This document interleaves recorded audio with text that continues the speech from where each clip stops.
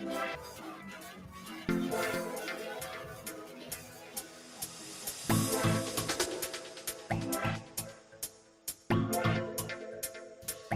2025 World Pool Championships are in full flow, and we are cruising into day 3 of the richest pool tournament in the world. Coming to you live from Jeddah in the Kingdom of Saudi Arabia. Well, the players, they've been sampling the local cuisine. Looks pretty good as well, and they are all fueled up ahead of a jam-packed day of action.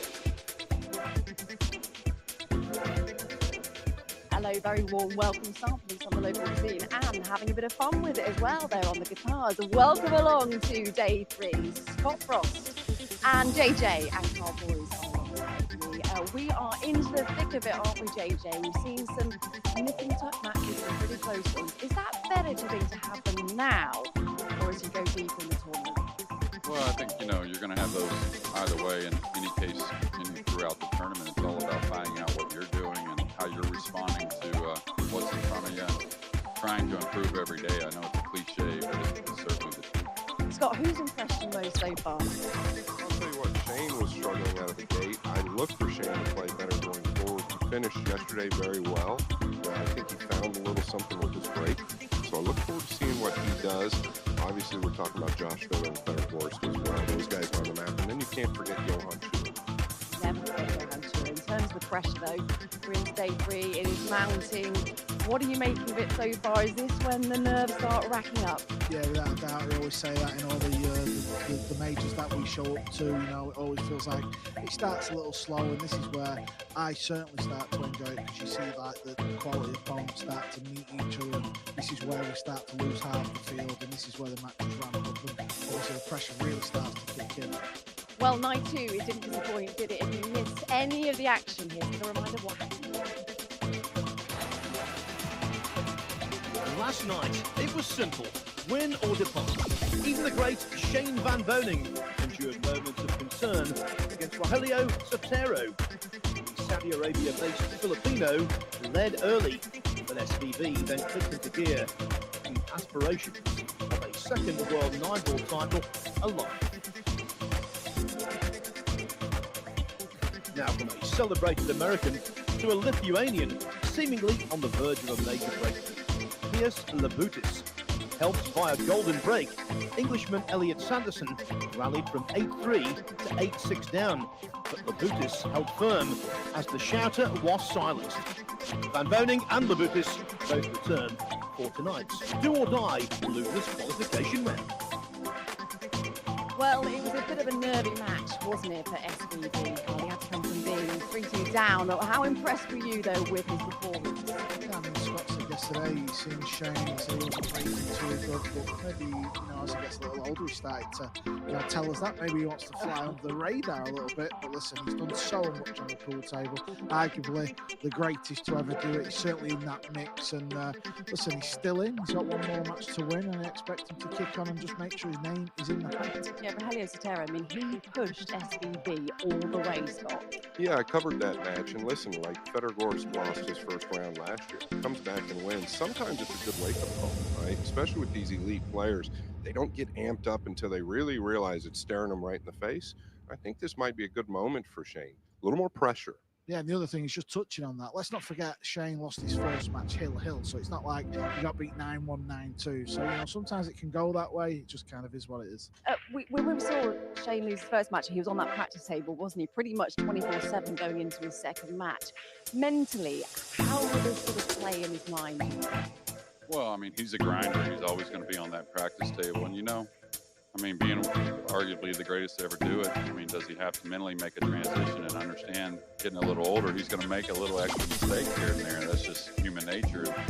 He'll figure it out, and those mistakes are going to be minimal. I think he's just going to do his thing and see where the chips fall. Yeah, like JJ said, I think it starts for Shane with the break. Sometimes this break format, which we think is great and makes the world run over, sometimes with Shane, it really bothers him.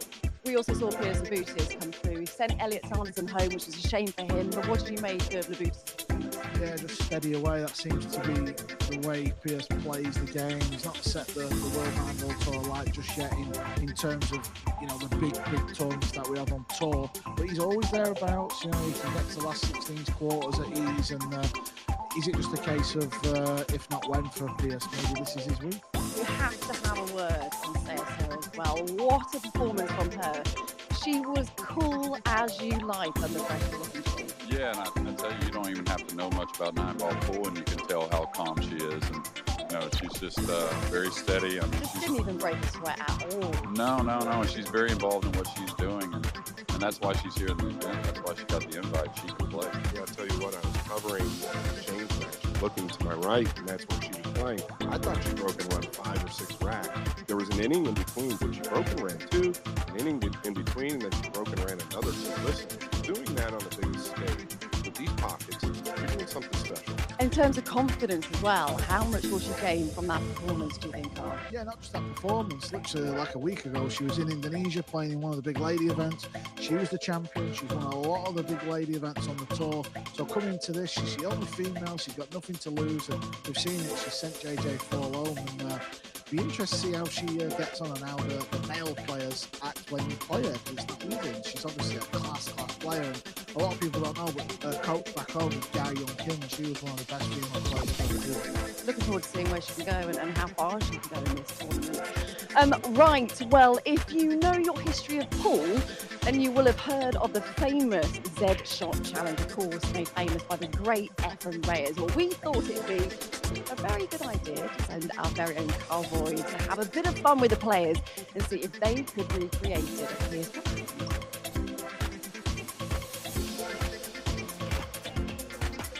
This is the most famous shot in pool. It's the Efren Reyes Z shot, and this week I'm in the Players Lounge testing the players.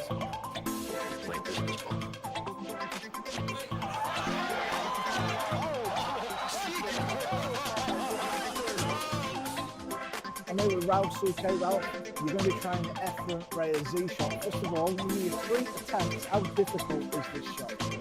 Well, I've never tried it actually, neither in practice nor in play, so I think it's pretty difficult, yeah. Right, let's see what you got, buddy. Alrighty.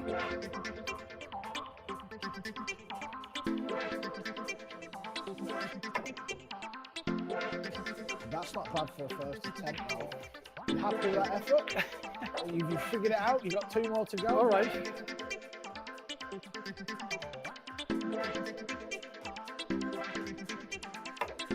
2 rail, very similar, kick it 2 full. Last attempt, Ralph. Has to go.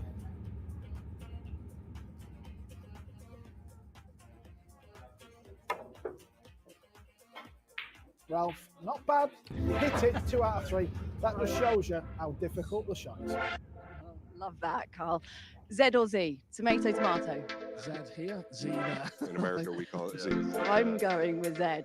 Are you guys going to have a go this week, JJ? Yeah, I brought my cue today. I've never tried it, but every time it comes on the reel, I always watch it. I mean, what people don't realize is why it's so maybe the greatest shot ever. It was Hill against Earl Strickland to win the title. And, you know, the whole sequence of events, if you ever get a chance, just look it up, and you'll probably want to watch it a bunch of times. Scott, fancy your chances? Yeah, I'll give it a shot Yeah. this week. You'll never know. Carl's pushing me to shoot it, so I don't have a cue. I'll probably make it. I think Carl's going to put me to the test, which could be rather funny in itself, I think, don't you? Let's have a go. I think all 3 of you should have a go. Yeah, I Can't don't do think any worse I'll than be that. any good at all. I'd like to see Efren try it again. I wonder if he's shot it since then. That was the early 90s, 30-some years ago. Okay, well, it's good news as well. We're going to have Efren Reyes hopefully with us later on this week as well. But let's get stuck in today, shall we? We have Eglin Catchy in action this afternoon against our very own Great Britain's Chris Melling. What are you looking to see in this one? Because, of course, Catchy last year was one of the finalists for Pedal Gores beating him. What are you looking to see from him in the tournament? Well, I'm curious. You know, he's one of my favorites. I love the guy. Maybe the biggest upside in the game. You know, it's been a little up and down in 2025. So I want to What's see that how. down to, do you think? What's that? What's that down to? Well, I mean, he likes to do a bunch of other things like a lot of these other guys do. So he doesn't play a lot of the smaller ranking events. He really gets himself geared up. But, you know, you just tend to have a little ups and downs here and there. We just, you know, it seems a little magnified with a guy so great. Chris Melling, an exciting player to watch. I think one of the words that we use with Chris Melling is perhaps unpredictable. Is that fair, Scott, do you think? Absolutely wonderful work for Chris. And he's having a little nosy. He's right there paying attention to us.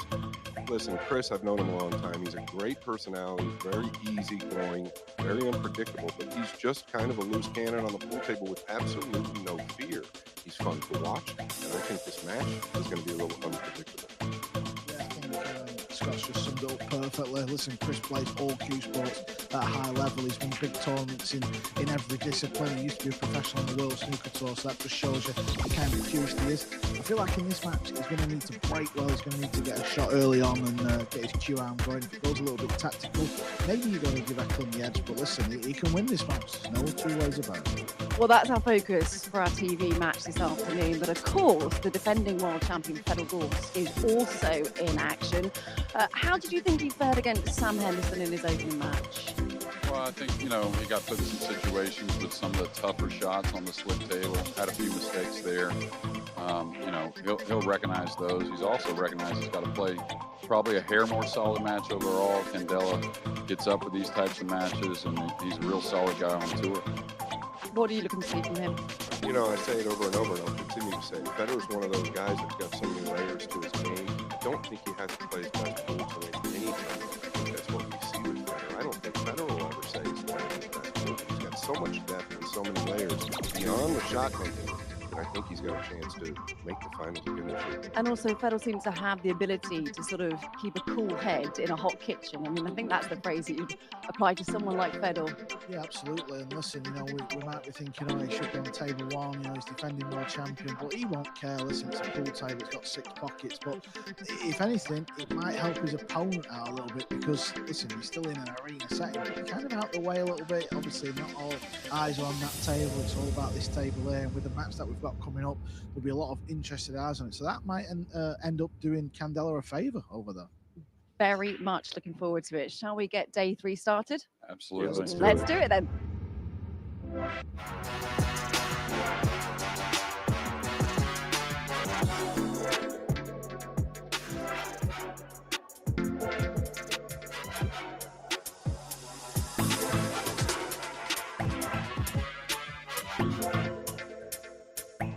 Opening the action on the main table, representing Great Britain.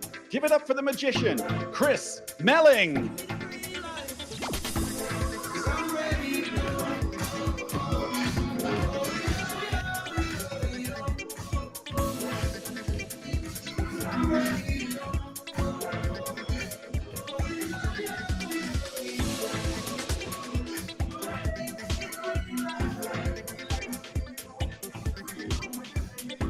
And now, please welcome last year's World Championship runner-up, the Golden Eagle of Albania, Eklund Kaci.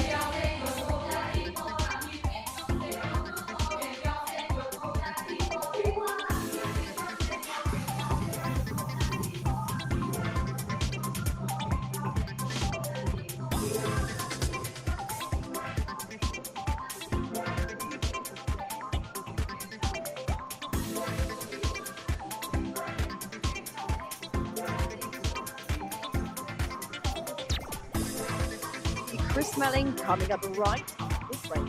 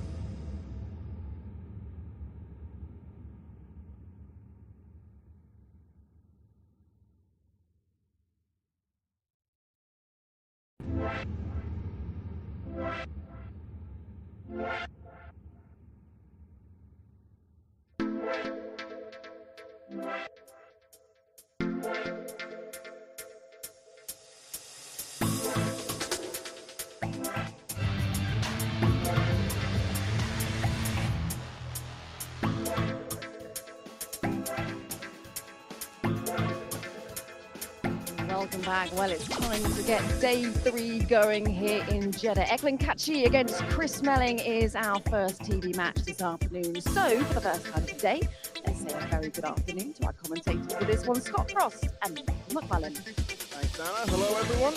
Two players born 20 years apart, but both vastly experienced and both here believing they can emerge as this year's champion. Chris Melling simply isn't interested in who he's playing. He feels he's good enough to compete with anyone in the game. He still believes he can win a championship of this stature. Carl was saying he's one of the great Q Sports all-rounders. Talks up plenty of air miles in the course of a year, everywhere he can in the world. Living on the table. Very good World Championship again last year. And really, Scott, you have to say, even for the very best players in the world, Chris Melling is one of those names you don't want to see next to you in the draw sheet, because a lot lower in the rankings than the likes of Kachi, but who knows, he's a much better player than that suggests, and capable of beating absolutely anyone. Yeah, you really actually just covered everything right there. You summed it up well with Chris Melling. He's one of those guys who's unpredictable with him. Doesn't really even do it justice. He's fearless. He's absolutely fearless. Unpredictable. Yes, he's the most working in the company. And a great shooter with a snooker background, which you probably know more about than that. Yeah, he was in the top 80 in the world at snooker at one stage and beat so many names who'll be familiar to people in the UK during his professional snooker career, including a couple of world champions, Peter Ebdon and Luca Brissell. But since he moved away from that, he's just gone all over the world, as I was saying, playing in everything that's available to him. And I think a lot of Chris Melling's career story was summed up by what happened here last year, because he was playing a match here, I think it was maybe on the Thursday afternoon, and he already had a flight booked to China for later that night to go and play in an event there if he got knocked out of the World Championship. He was going to go straight to the airport and play in another tournament. As it turned out, he won and ended up staying here. There's having the practice racks, which will be completed in a moment, and then we'll be on with it. If you're not familiar with how these tournaments work, it's a double elimination situation. Now, both of these guys won their first match, so this is winner's qualification. If you win this, you're into the single elimination stage, which begins tomorrow. But even whoever loses this match will go to the loser's side for a second chance. You might say that takes a lot of the pressure off this match, but not really, because you don't want to come through the loser's side, because then you could be up against one of the very biggest names. With any sort of seeding, you lose it. And there is Eklund Kachi from Albania. Hasn't won this championship, but boy, Scott, he couldn't have come closer last year. Yeah, Michael, I think there's a slight contrast from last year to this year. I talked to Eklund, JJ and I were talking about it a little bit on stage. But let's be real about it. Kind of get a sense that somebody's playing a lot of tournaments and he's not. Not saying final. What I am saying is that Eklund likes to do a lot of different things. He's got so much talent that he can overcome it. But when he's playing good, you and I talked about it in the green room, I felt like he was really knocking on the door of #1 in the world as far as consistency. This one will be interesting.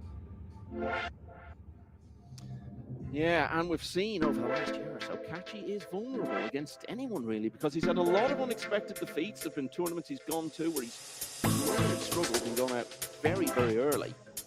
As we've said, he's up against a very experienced opponent in Chris Melling. He's been a Mosconi Cup player in the past. Not only that, he's been a Mosconi Cup MVP. So this, one of the most intriguing matches of the day. very good choice to put on the main table to start day 3. Well, I don't know about you, Scott. Both of us have our eyesight going a little bit at our age, but even if it wasn't, it'd be hard to tell who's won that night. Yeah, and a lot of times when the mistakes made, as you look at it from the side, you can't really tell. But if you look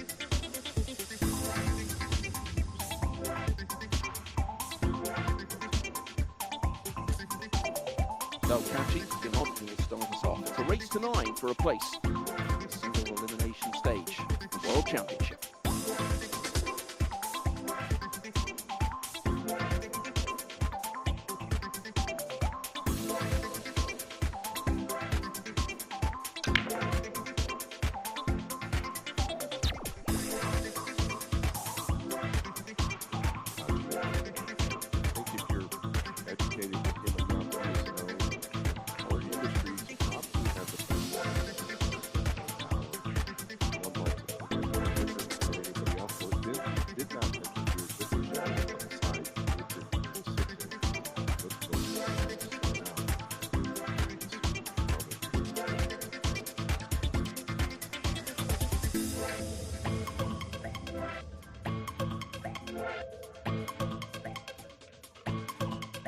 He's already played and beaten one British player this week.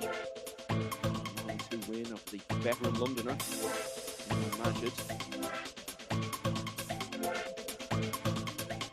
6 years of age. Around for such a long time. He was in the US Open final against Jason Shaw when he was only 18, and over that year got to the semi-finals of this World Championship.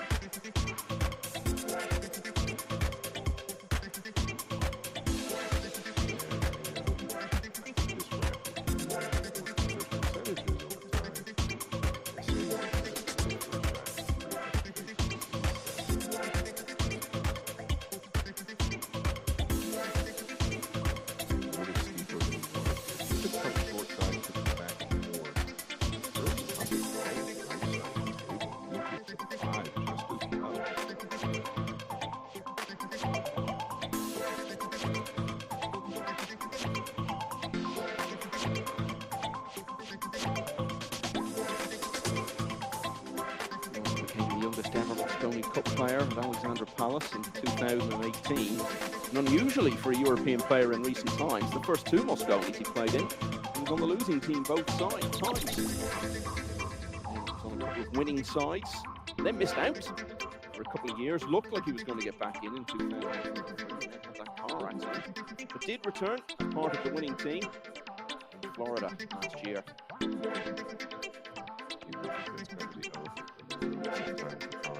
It is a reality. It's a thing that he's struggling with, which is his bridge arm. He has to tighten up on him and stop him inside a little bit. He said, "How is the arm?" He said, "Man, it's been really tight lately." So he has to do certain stretches. That's the bridge arm. The entire forearm was pretty much crushed in a bad accident. Lucky to be with us. Yeah, and the thing about that was the accident happened at a time when he was doing something he hadn't really done for a long time in the game. He was finding consistency. He was always someone who could turn up to any tournament and do well, and it would be no surprise. But he was actually doing it on a regular basis to the final of the World Masters, then won the UK Open and played just ridiculously well in the final against Joshua Filler. Good run in Spain. Soon after that, got to the quarterfinals and then had the accident that ended his year. Trying to make a decision there. I was going to say, I felt like the upper left corner was okay. He just wanted to go there, and now he's flirting with danger. Does it pass 9? No, close. Hopefully these guys, especially in the first few racks, want to be close to their one. Probably try to point, but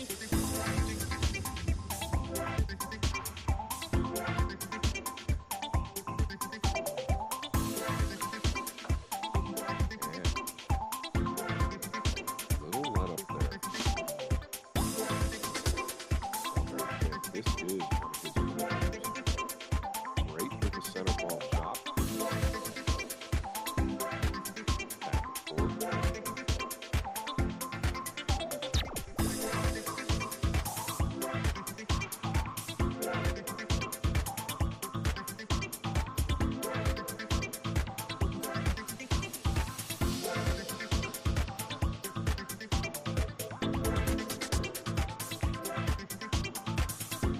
So he's made slightly harder work of it than might have been anticipated earlier on, but it's going to be a break and run in the opening rack.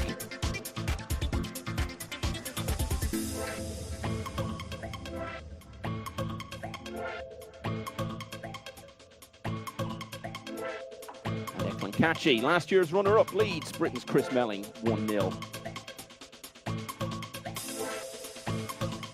Not much to report so far from the other matches going on at the moment. Wong Kwok Wang, who was a quarter-finalist in the World Championship a couple of years ago, in the opening rack against Daniel Massiol, semi-finalist at the European Open earlier this year. And Moritz Neuhausen, Premier League winner, has taken the first against Minoo Ka of South Korea. And champion Fedor Gorst in action, as we were saying, over on table 2 against Francesco Candela of Italy. That people have come to watch this afternoon. Max Lechner in action as well. He's always worth keeping an eye on because he's someone who really seems to bring out his best for the very biggest events, Scott.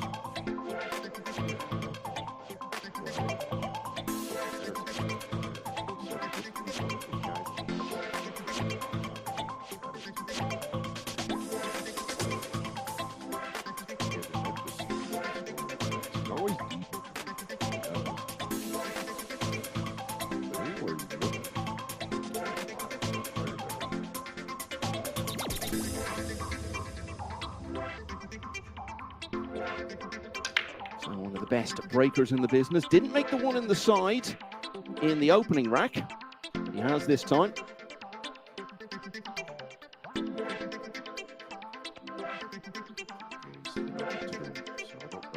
Send it to up table. Like I just touched on, it is real good with cuts. I also use the 9, 6, 5, and 7. You play the 2 behind them. I felt like he could get real tidy up behind the purple and brown with the cue ball if he wanted to gamble a little bit. Send the 2 towards the center of the table. Maybe just a bit steeper than I think.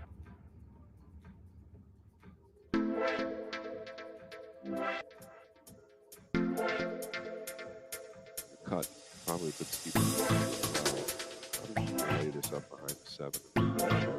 Taking the option I first thought about.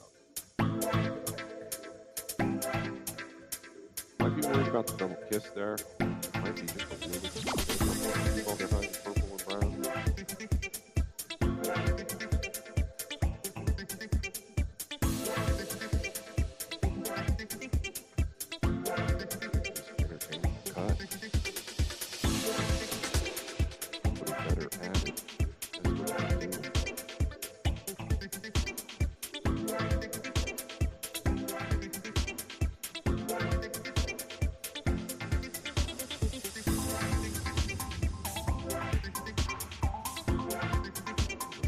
Is what provided that option.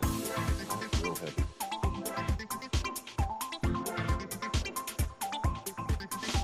Maybe a little too early to take something like that on. It did make the 8 last back by quite a bit easier. So Yorkshireman Chris Melling, 46 years of age. 65 in the world rankings, but you can completely ignore that because he doesn't play a full schedule. So experienced. He's been to the quarterfinals of this World Championship in the past. It was 12 years ago, beaten by Carlo Biado. He's been to the last 16 of the World Championship 4 times in total. The most recent of those was only last year. A big name in 9-ball for a long time. His first big title in China in the early 2010s. And the 9-ball at the Derby City Classic as well.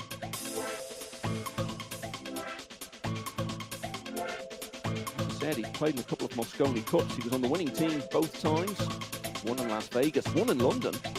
He was MVP.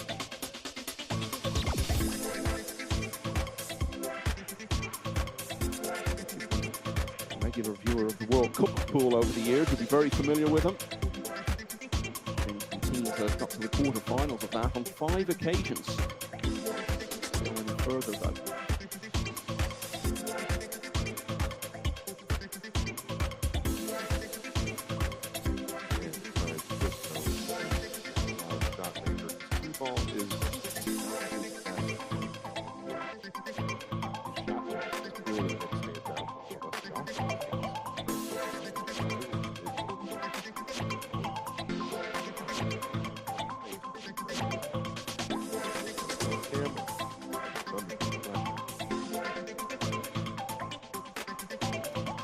So Kachi took on the ambitious Kuss, didn't make it.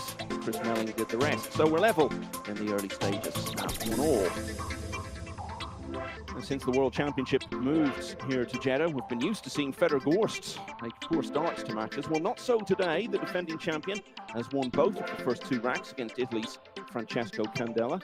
Max Lechner, who we were talking about, been a quarter-finalist in this World Championship a couple of times, taking the first rack against Mohamed Babad of the host nation.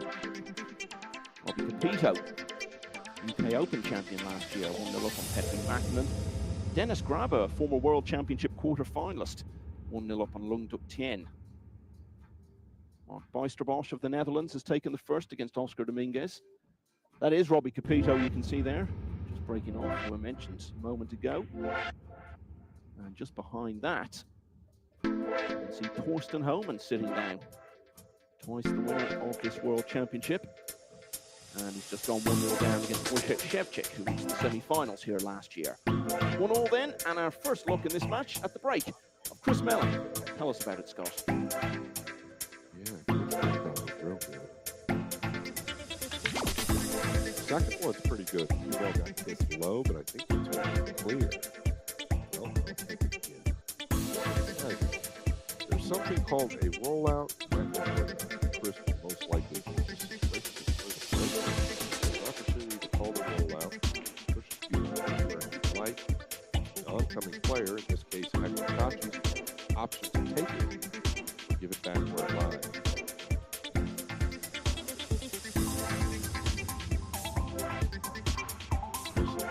Known for his tactical side, but he can play great poker.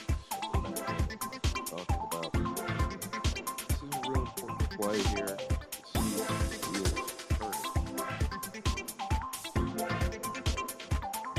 Where do you go? I don't think you go to the top side of the better on distance. Corner on way over.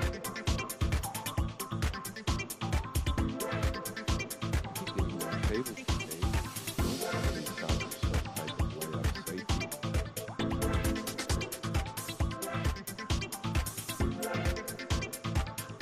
Now you look better.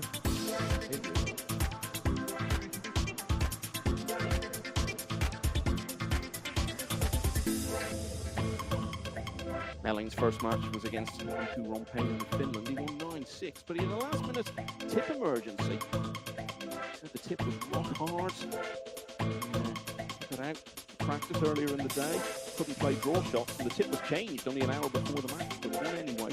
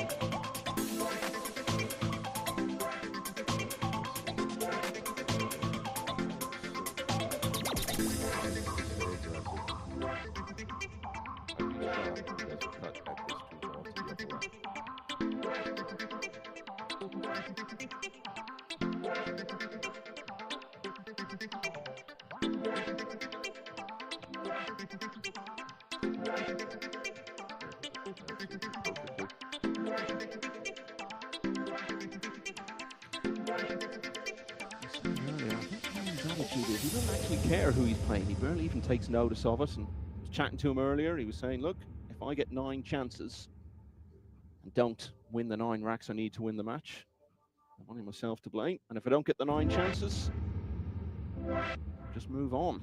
It's just the sort of frame of mind you need in Q Sports. He's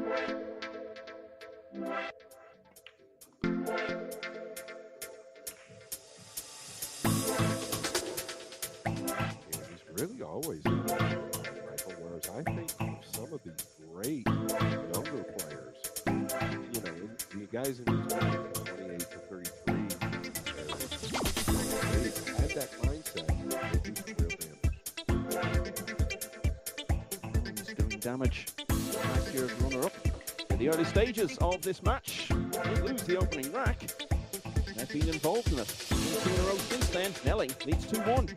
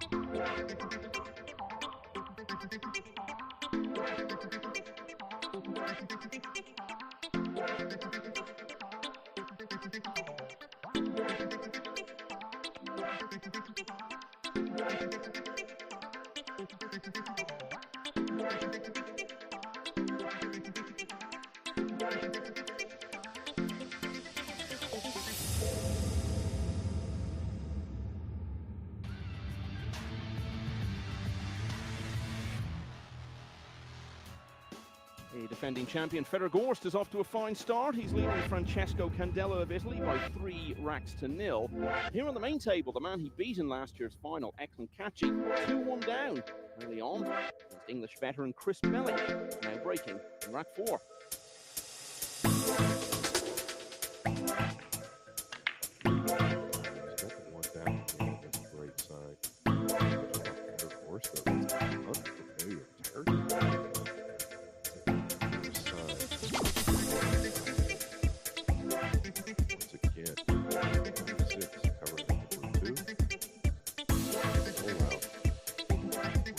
Favor last round. I don't think you can count on top of this 2 ball every time. You gotta get this out.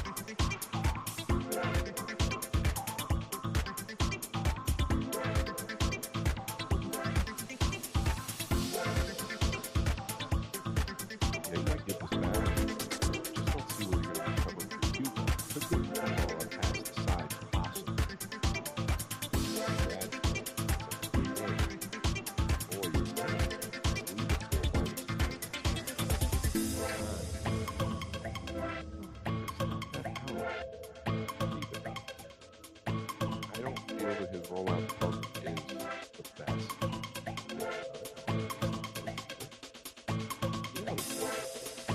Playing stage 4.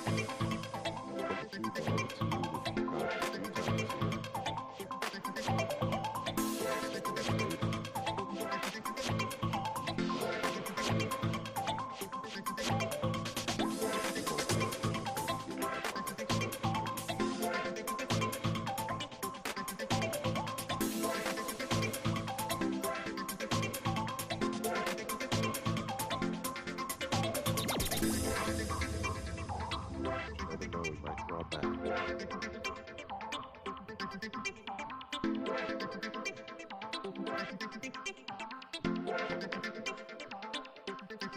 a 2-ball every time. Did he get away with this? No, he didn't. I think he can see just enough of it to cut it.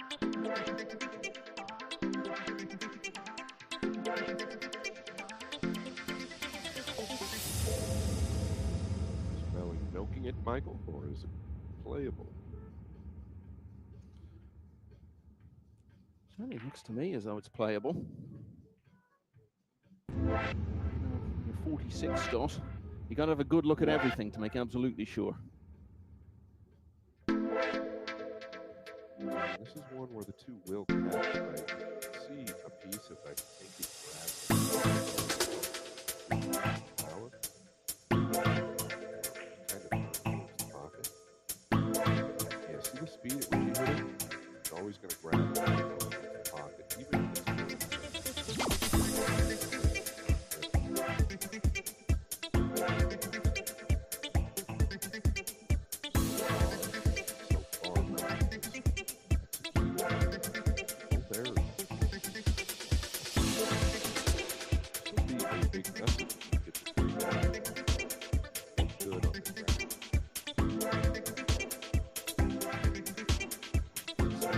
Spoken to Chris about it quite recently, and he certainly believes he can still win a tournament like this. If it's this week, British winner in 13 years. There have only been 2 British champions, Daryl Peace and Kazon City back in 2007, Karen Appleton in Doha in 2012. It would be a big statement if he could make that one, Scott. And he has. He's there now to go a couple clear. yeah, I think you see a little bit of what we're talking about.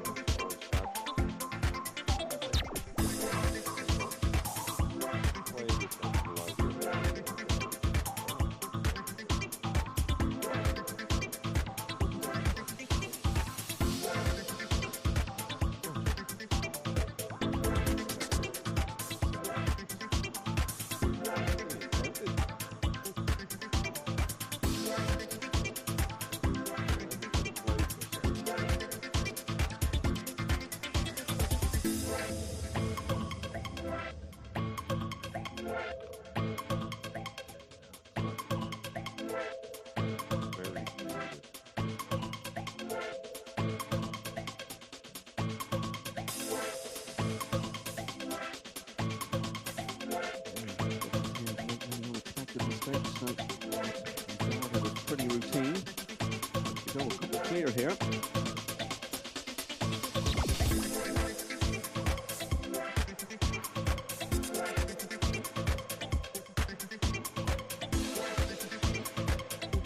So,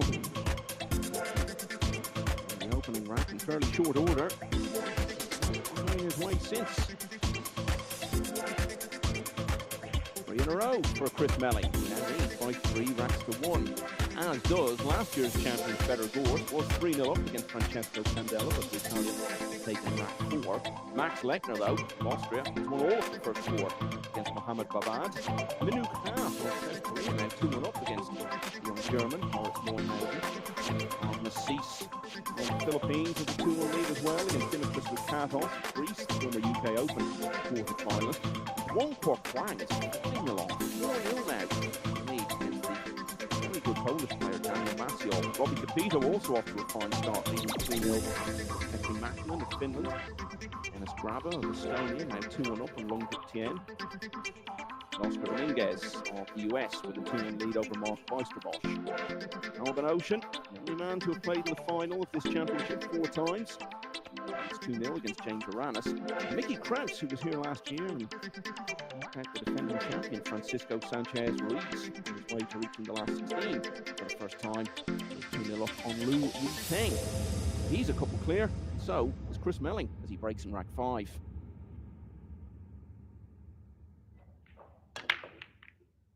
A little high with the one this time. Maybe a bit thick. Keep on weighing on the table. You mentioned Robbie Capito. I'll tell you what, he's a guy who holds right now the record, $10,000 bonus for breaking runs. He did 2 years ago. And he, in my opinion, was a guy who was kind of going along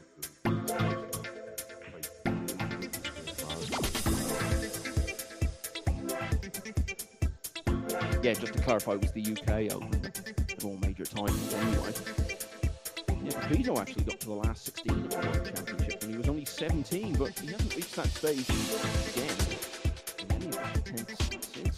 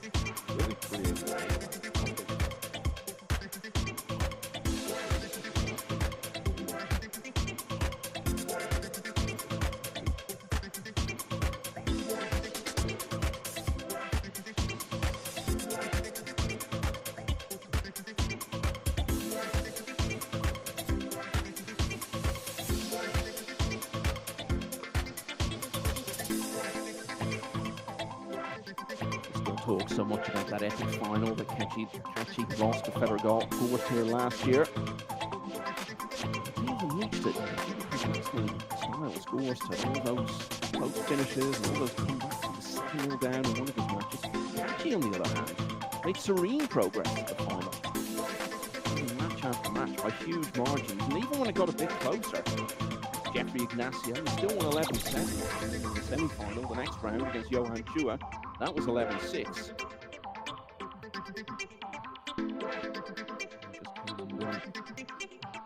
He'll finish against Gorst.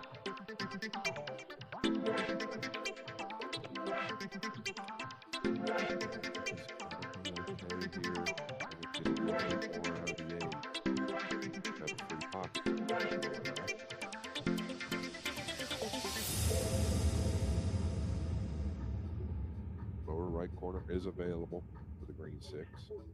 But boy, this looks steeper to me initially. I don't know if you can smooth this in with like a light cue ball, which helps the 5 towards the hold the cue ball. That's the only way you'd want to play it. Otherwise, he's probably got to chop it and go towards the inside. Might even have to go into the 6.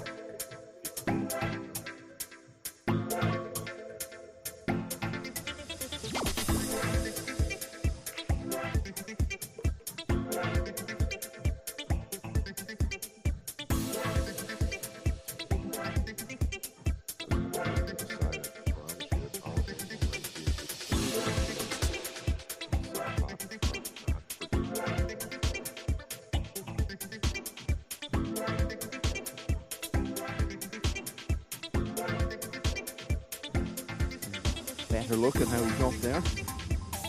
Gotta make this count now. Concede. Behind against someone like Chris Williams, fight in your hands. So these big moments, even at a relatively early stage of the match.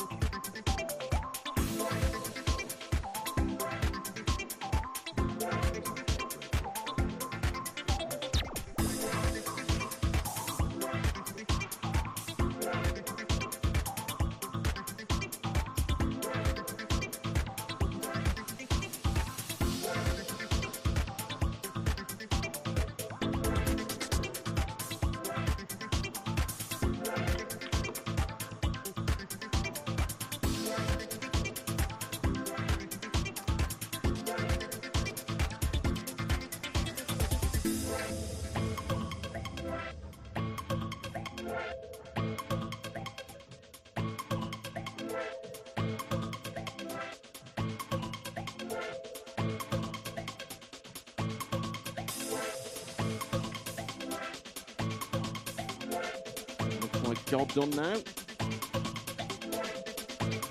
First rack in this match, which neither player broke dry. Chris Melling will end up losing it.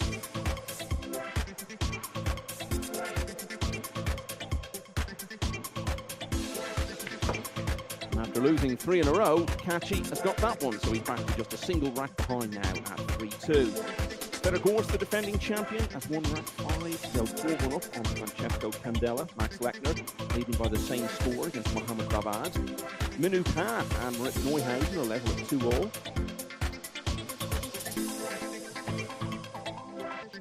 Dominguez has just won rack 5 to edge ahead of Mark Oysterbosch. 3-2. Alvin Ocean, the more recent of his 2 world titles 4 years ago. 3-0 up on James Aranis, part of the Philippines team that won the World Cup in Spain the summer before last.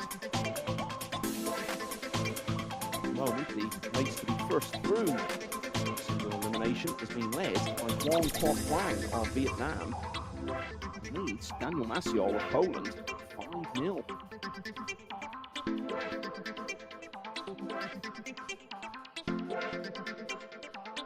All about winners' qualification in this early part of the day, and then players who are beaten will be back later on to play losers' qualification. And after that, it's just straightforward single elimination. 64 players will be back here tomorrow, and then it's one round, basically.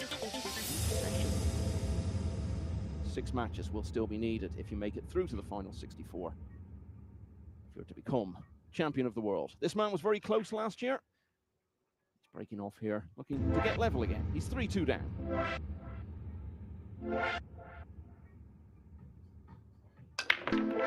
There's the power, but the one short again.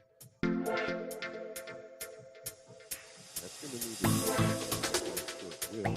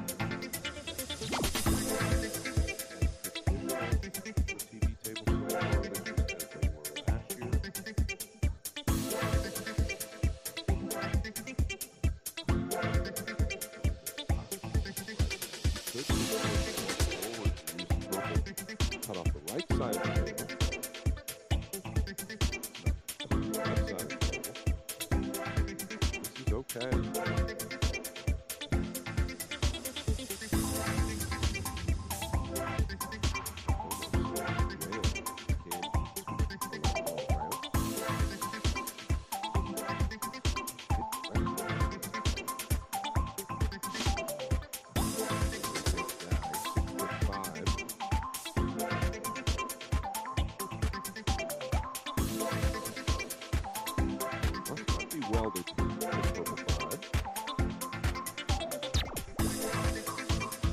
It is a perfect great look.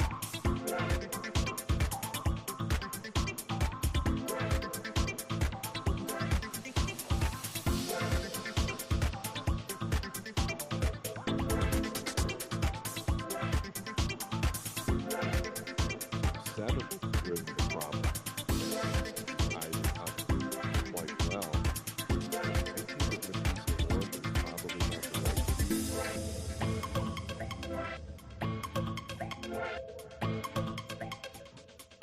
Rail option.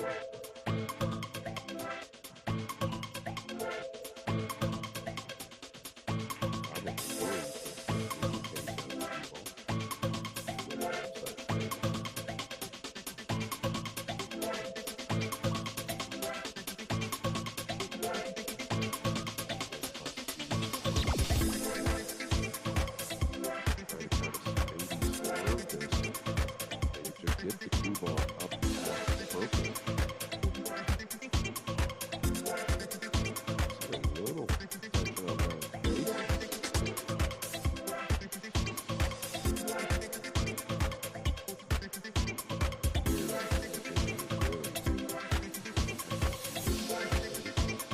Speed.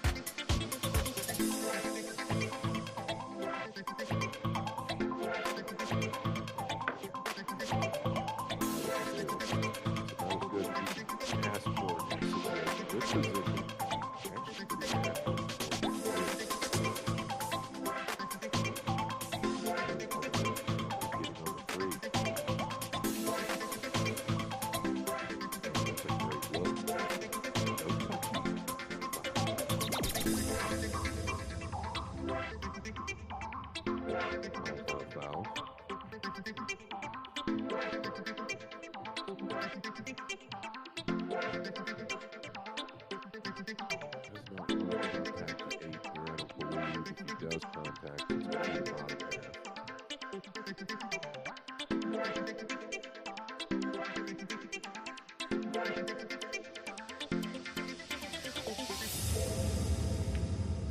Oh boy, you can see right away, Michael, that was going to be heavy.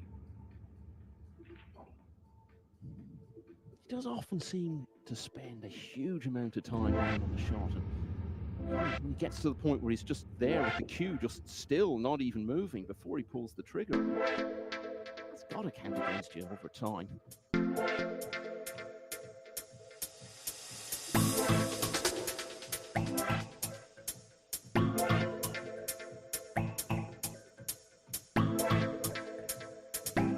Clever decision there.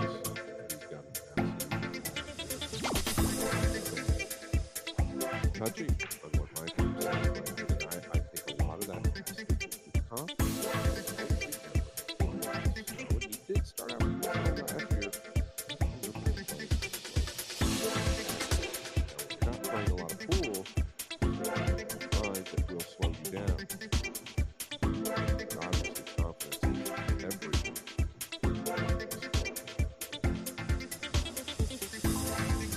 Funny though, isn't it? Obviously, you're absolutely right, but you would have felt the confidence for almost winning the World Championship. And then, by the way, going to another final straight after that, Joshua Fuller in Dubai, have had him full of confidence, but again, the inconsistency of always coming back, because European Open didn't even make the single elimination final 64.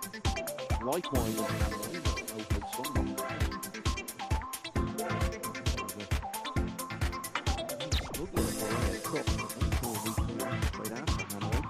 A bit better in the Moscow.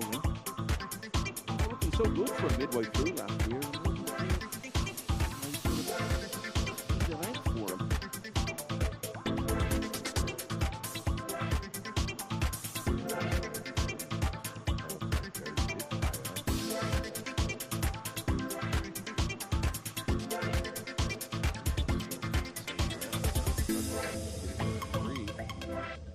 He really had to do what he missed the one. This is his bread butter.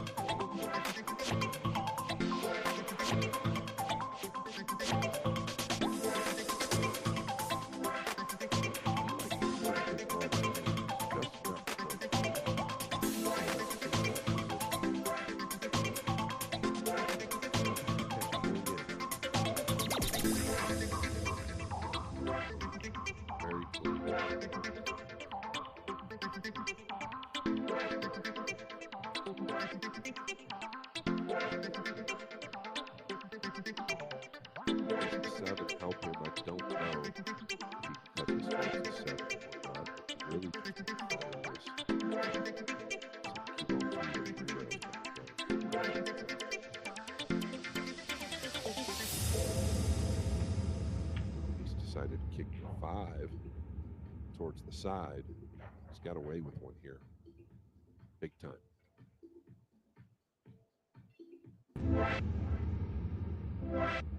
That's the unpredictable side of Chris Melling. And a pretty traditional safety there that tied their center.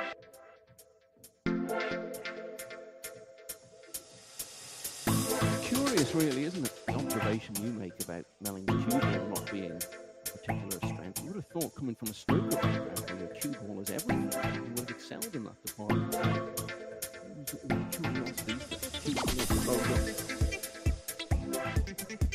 One of the best things here at this shot, called kick and stick with high. Watch the speed in which it hits. It doesn't overpower this. So good at this shot. The kind of shot you want to see a player come out with when you just praise them to the highest in a particular department.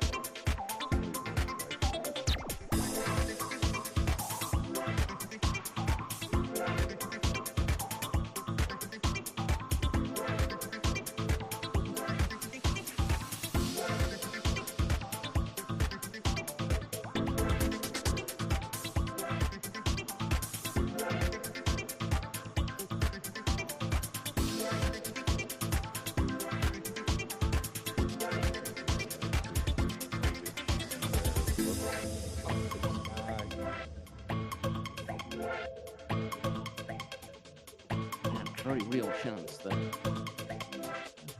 he's not going yet in this match. Well level, 3-all.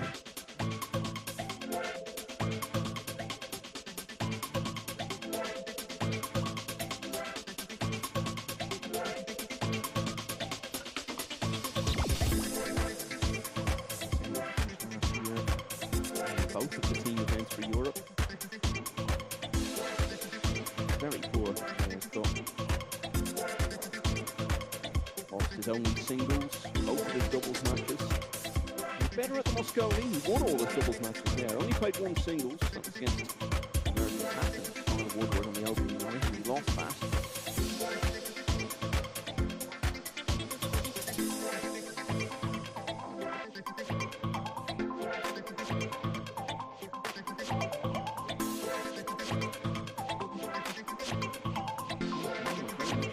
Whether he'd be European team again this year.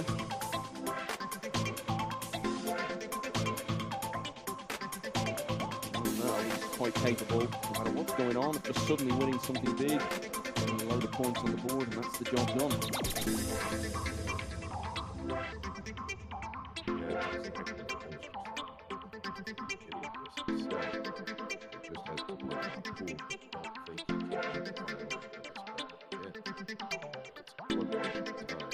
Hopefully, further he goes, if he goes further, more confidence he will get. Out here.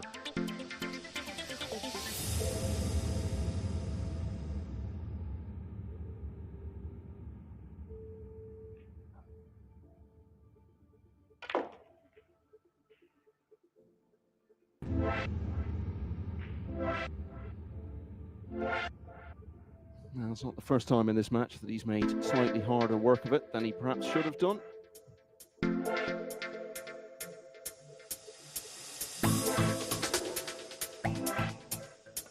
A lengthy sixth rack goes the way of Eklund Kachi nonetheless, and he is back level again. It's 3-all.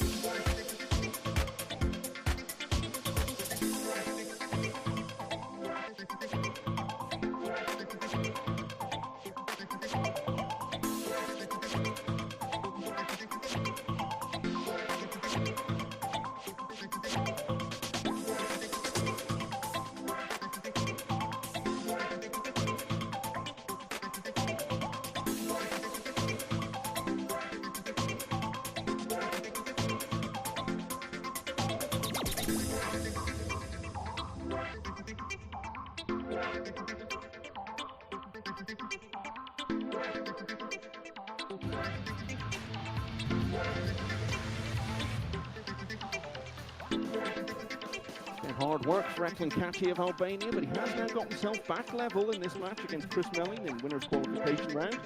World Championship, he's breaking 3-all.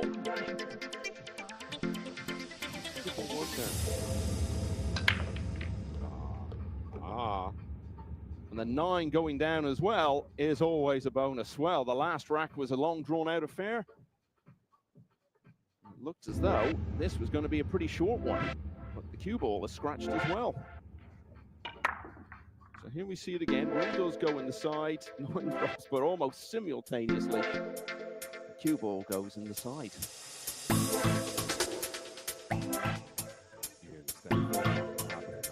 see the scratch oftentimes in the bottom side of the nine. It goes into the lower corner.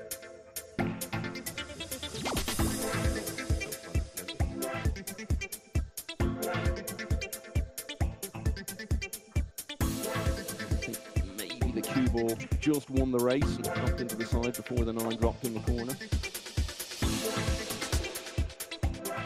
Anyway, either way, scratch drives Kachi with a quick win.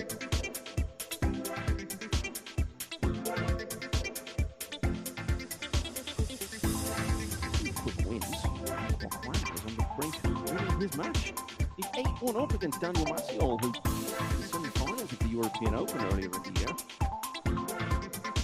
And who was part of that winning team for Asia in the Reyes Cup in Manila last October. Really short day's work for him, because if he wins that, he'll again till tomorrow.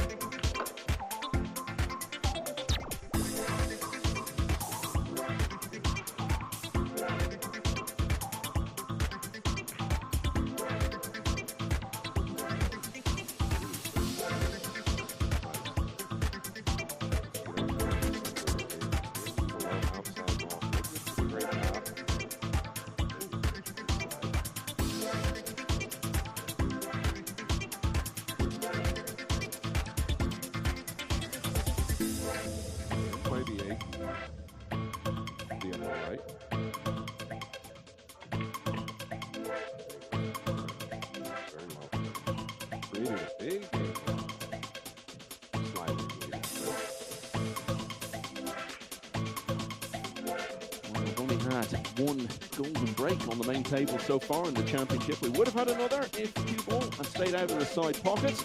When it went in, Melling gives the ball in hand and he took care of business from there. So the Orchman in front now, 4-3. Kwok Wan being very close to getting his match won. Well, Max Lechner's in the same position. He only needs 2 more. 7-1 up now on Mohammed Babad of Saudi Arabia. Minuk Kao of South Korea. The name here. Level at 3-all with Moritz Neuhausen. Marvin Assis, 6-1 up on Dimitris Lukatov. The defending champion, Fedor Gore, not quite as far advanced, but still going well at 5-2 against Francesco Candela. There is Fedor Gore. Chance of finish this week to equal the all-time record. 3 World Championship titles. Strickland. Bobby Capito, 4-2 up on Petr Makarin against Abagoni now, 5-1. Leads against Longwood Tien. Wojciech Szewczyk flying along right in front of us here. Leading 4-0, that's by 6 racks to 0. Oscar Dominguez, 4-3 up on Mark Weisterbosch. Albin Ocean, former champion on 2 occasions, has a 4-1 lead over James Aranis. Lou Ritang now 3-2 up on Mickey Kraus. Melling leads 4-3 here.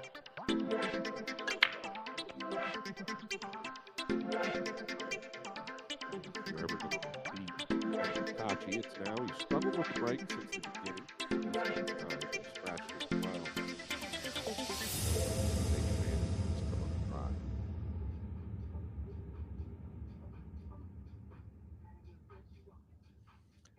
Yeah, 2 dry ones in a row. Melling.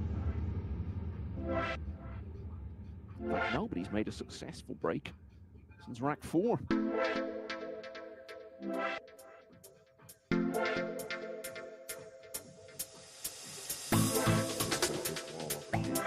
Purple, brown, and blue.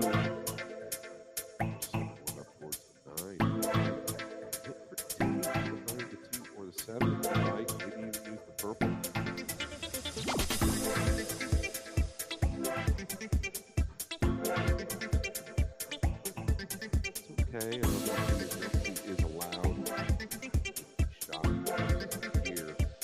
Felt like you could be a little more aggressive with that safety, really, though. With the cue balls. Felt like you could just get it up there a little tighter. Just have a chance to make all that cover. Eliminate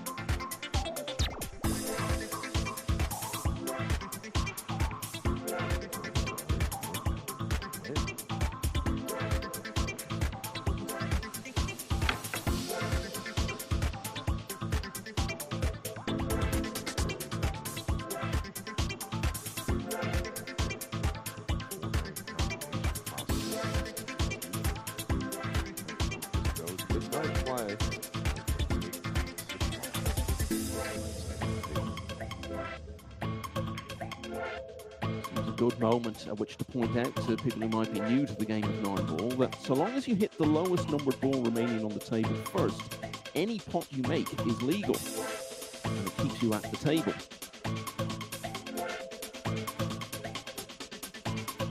Other than that, it's actually potted in sequence, although obviously, say for example, if you made a 2 onto the 5 is potted, then after potting the 4, then you'll go straight to the 6 because obviously the 5 isn't there anymore.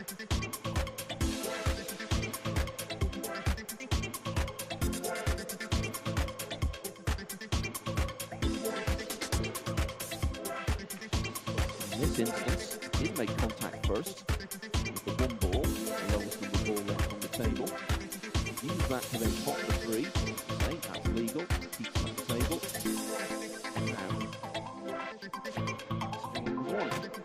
The winner of the rack is whoever pots the 9-ball, irrespective of how many balls you pot in 5 of that. Which I always think sounds a bit unusual when you say to people for the first time.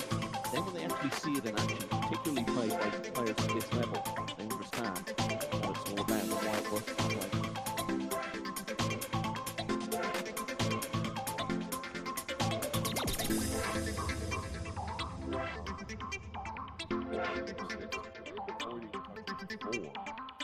Overrun this a bit.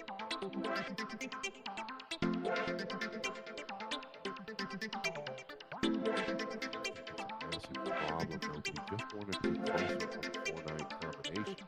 Better on the 2, and 4 to get closer to the 4-9 combination. Very more out towards the center here, though, because he's going to have to cut the 4 towards the 9. Job number 1 is to make the 2, which has haunted him most of this match. I think that is ideal.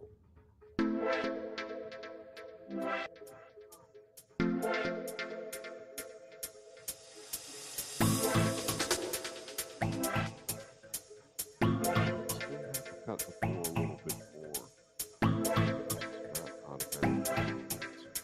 Not hit real hard either. Pockets are not getting close with the right speed, though it will fall.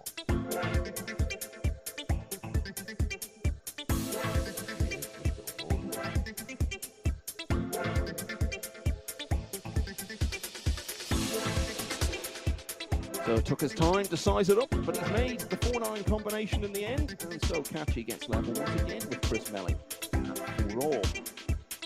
Wong Kwok Wang of Vietnam has had his special moments in the World Championship over the years. He beat the then defending champion Shane Van Boening to get to the quarterfinals.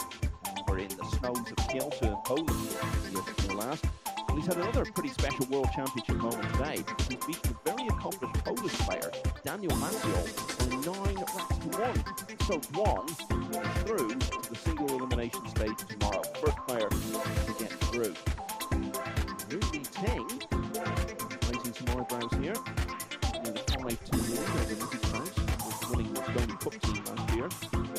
But Ocean 4-2 2 up against James Oralis. Dominguez still just in front of Mark Meisterbosch at 4-3. Slow going in that one. Wojciech Szewczyk moving along the table, looking to make it 7-0 over Portugal. Better Gorse, last year's champion, now leading 6-2 over Francesco Candela. Max Lechner's on the hill now. Leads Mohamed Labad 8-1. Back to the main table. We're all here.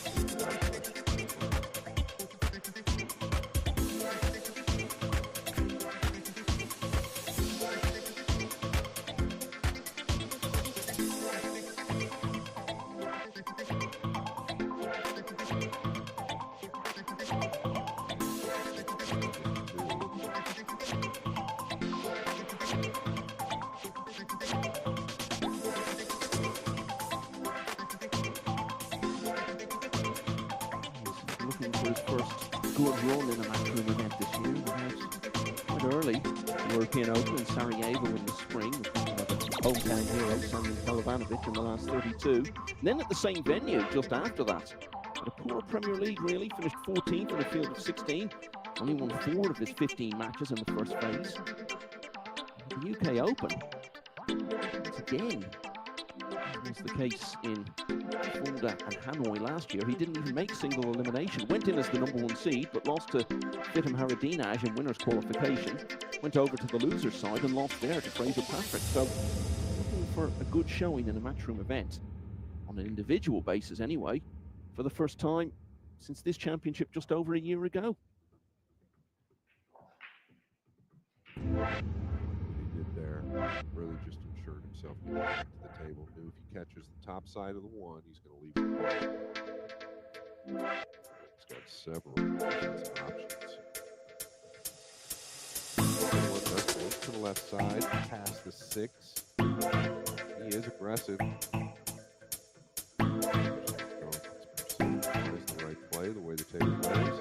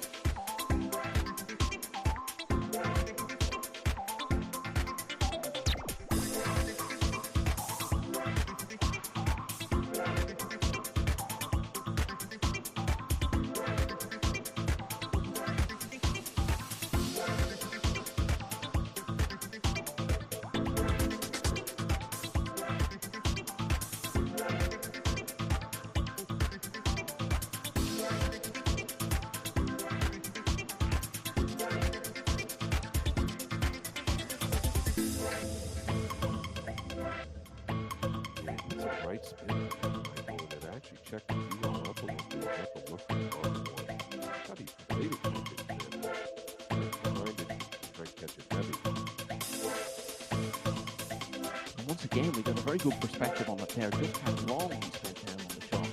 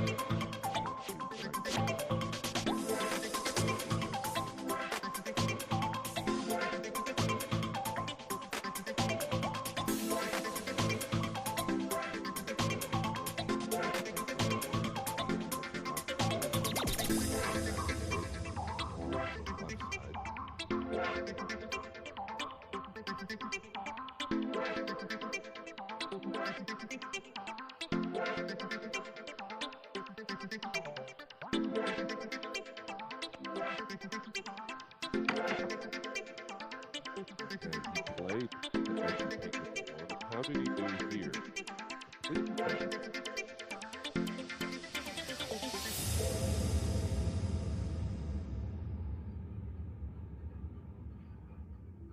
That was all by design.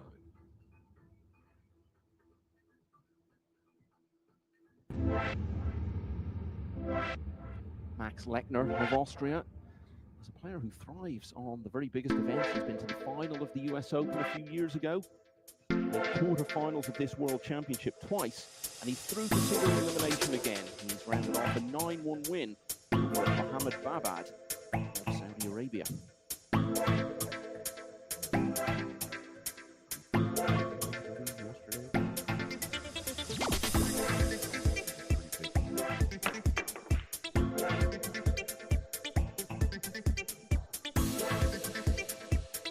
Well, it was actually the other catcher when he beat Claudio. This is a big win. That might be even bigger, really. Claudio, I thought he was something to watch this year. Claudio's still in.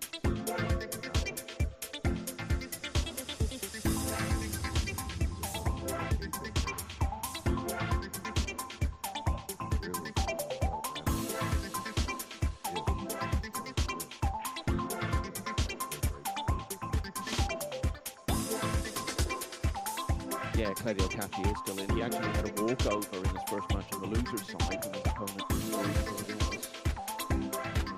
over today. For a win to get through.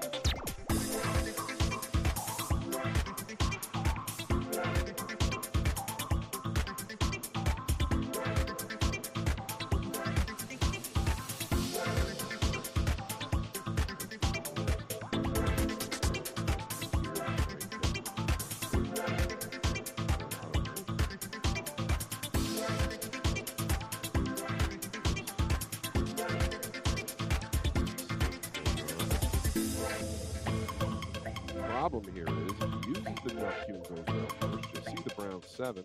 That's going to stop the cue ball. Much different traffic. He'll slipper number 2. He's looking to kick it a different direction.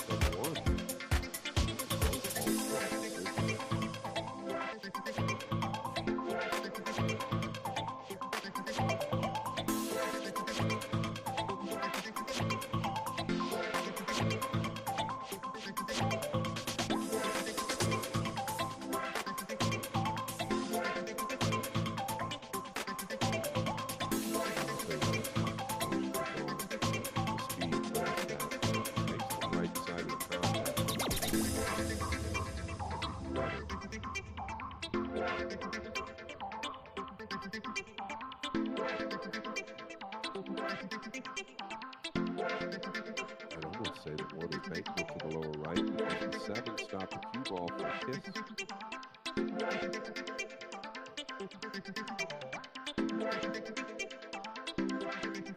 Quite a few lengthy racks already in this match, haven't we? It's seemed a long time now since Cacci made that 4-9 combination to level. Ball's been potted since. Yeah, I kind of like these racks. A lot of other people, right? But the table's breaking a little bit tougher. I think there's more to the game. To see the tactical side of these players.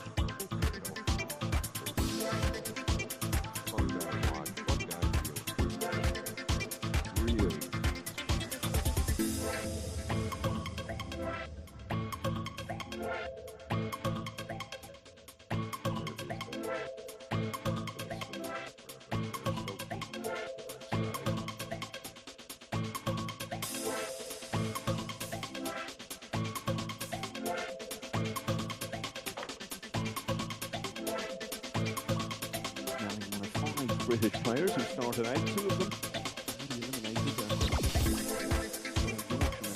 Sanderson, under the matches, both beaten the loser side last night.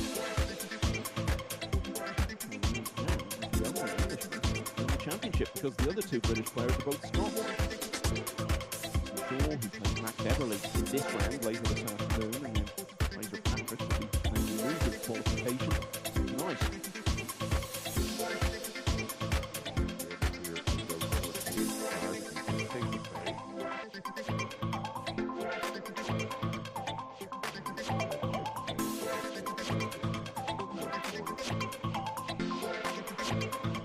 Still playable.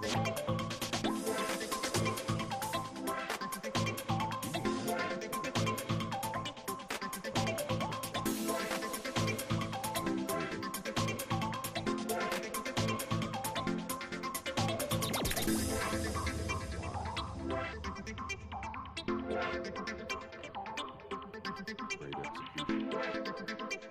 As a cucumber.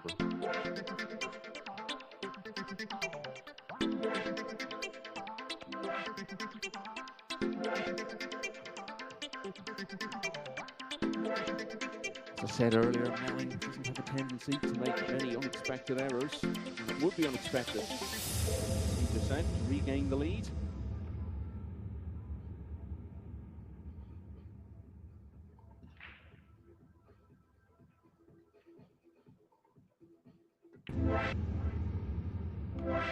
So it's a real battle, this, between two very experienced players. Chris Melling, who goes back in front now. He leads Eklund Kachi by 5 racks to 4.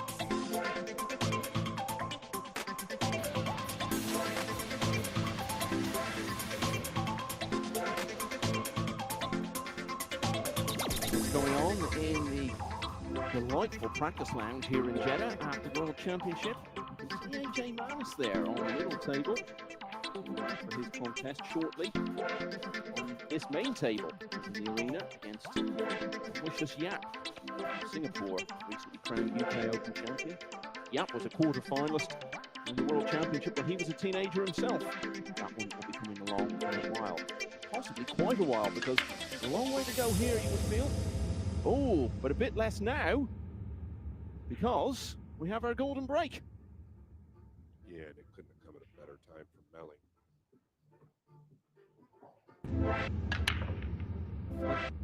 From the bottom side of the line.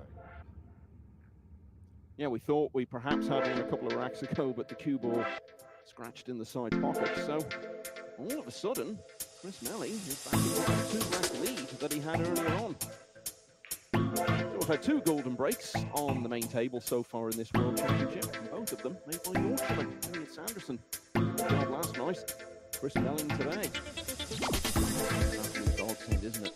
Because it's a match where every rack is so hard fought, and trying to get any sort of momentum going is proving so difficult for both players. And then all of a sudden you get a bit of a gift like that. He's been level in this match only about 3 or 4 minutes ago. Chris Melling is now a couple of racks clear, and all of a sudden 3 away from defeating the runner-up. Melling breaks at 6-4.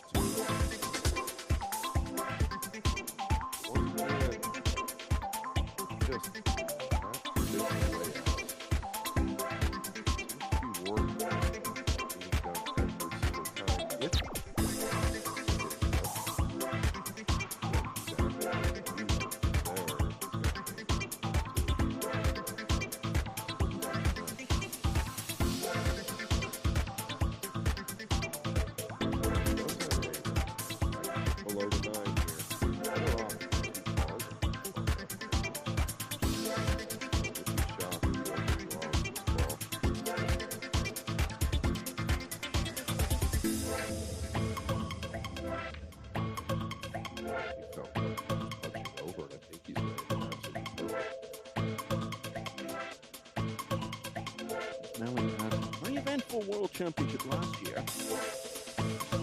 In the hotel early on, I think it was the morning of his first match, and he wasn't sure he'd even be able to play because he'd done himself a really bad foot injury. I think he even went to the hospital next to our hotel to have it checked out, but managed to come and play, got through the single elimination, and beat Tolian Han, then came to the Hill against Elliot Sanderson, and that put him in the last 16, and he was only a couple of racks away from ending the run of Trevor Gorst, who ended up winning the title.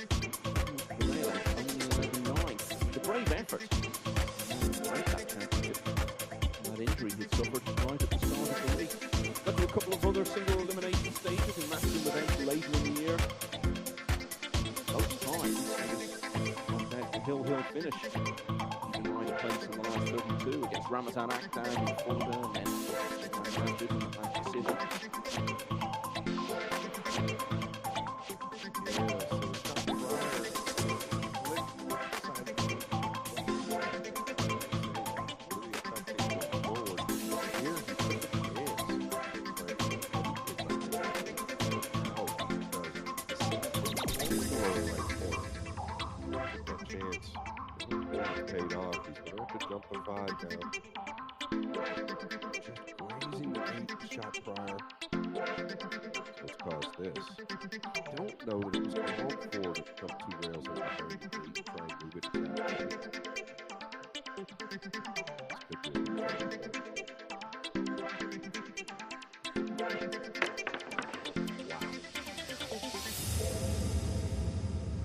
That, for me, is the moment of the match so far. He misses that, there's a chance he could find himself back to only 1 in front. Now he's a big favourite. The biggest lead that either player has had so far in the match. Still work to do, Scott. Oftentimes you come to a shot like that, the heart rate's way up. Got to bury the green.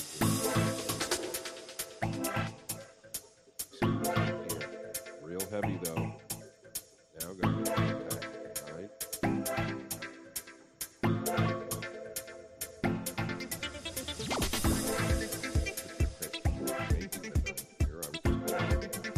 Our right side of it. Play the 8 up the right. He's really focused on the 9.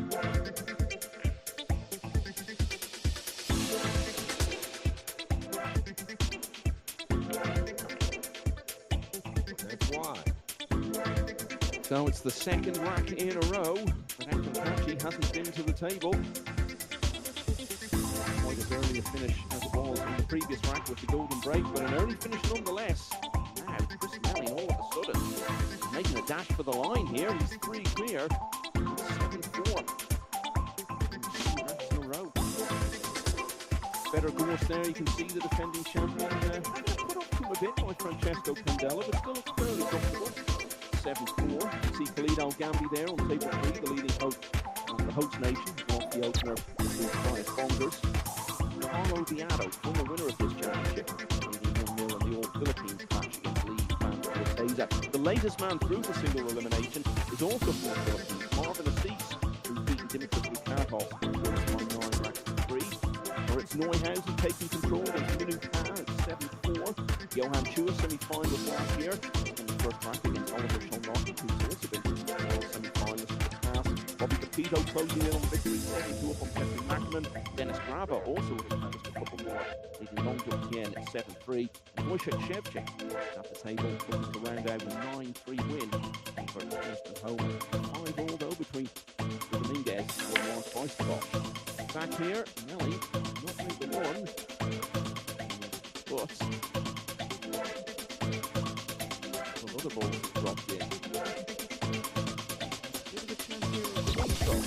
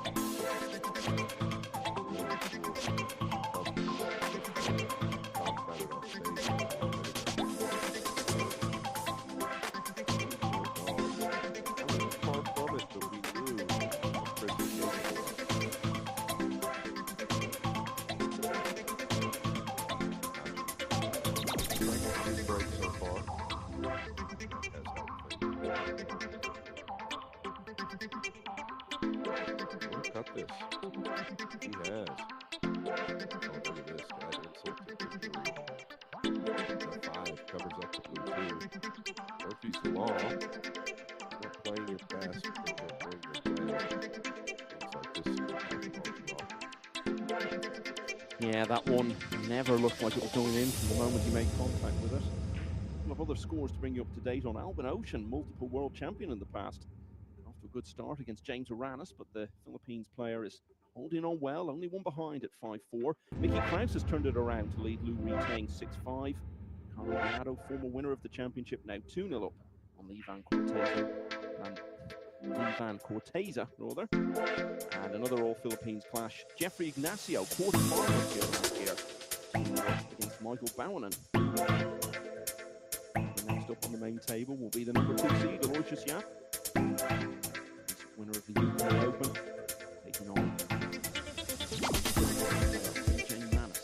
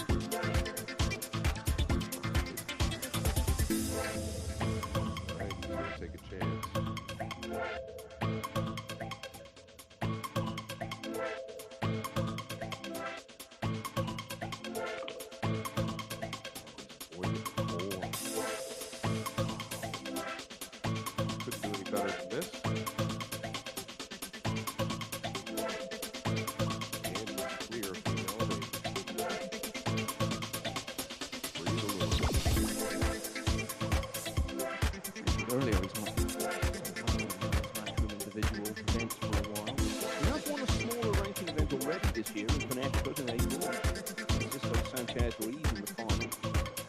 Another final actually in Pennsylvania the following week. Having some good weeks this year for him.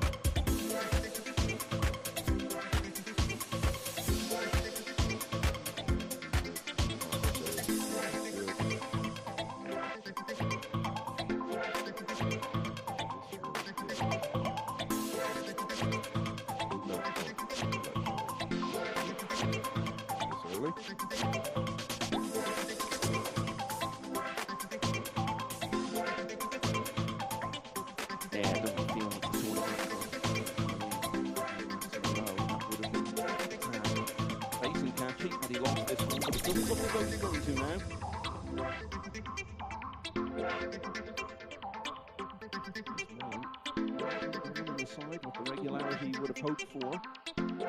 Break so far in this match. He didn't this time either. A couple of balls did drop, and he did have a shot at the one. It was a tasting cut. He didn't look very convincing attempt at it at all. He didn't leave Catchy. Straightforward run out from there by any means. Hardest work had to be done early on. Catchy did it.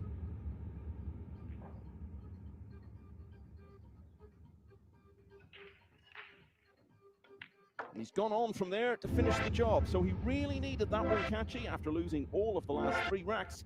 He's back to just a couple behind now. Melling's lead trimmed to 7-5.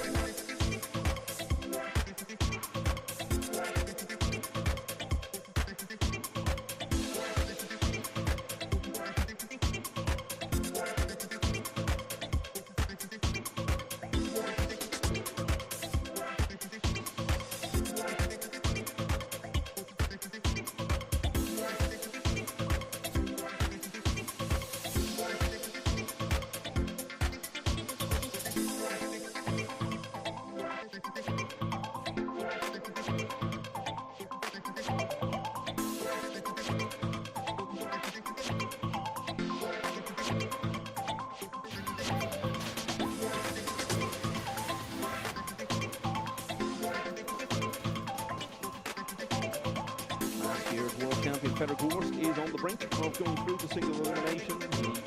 He needs one more, leaving Francesco Candela of Italy by by 8 racks to 5. But the man he beat in the final last year, Kachi, he's in a very different situation. Really needed to win rack 12, and he did. Still behind against Chris Melling. That one is 7-5. See them resume when Kachi returns. So this is Fedor Gorst, champion last year. See, have a chance here to close it out. With a big lead, Candela came back at him a bit, but fairly comfortable. The US player, I'd expect we'll be reporting on victory for him within the next few minutes.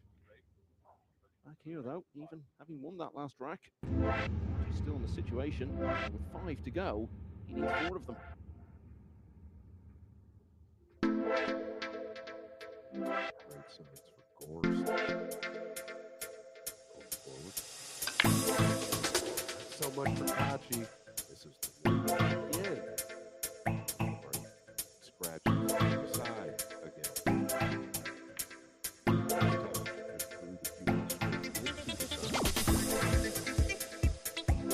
Big struggles. Kachi has a break down. This.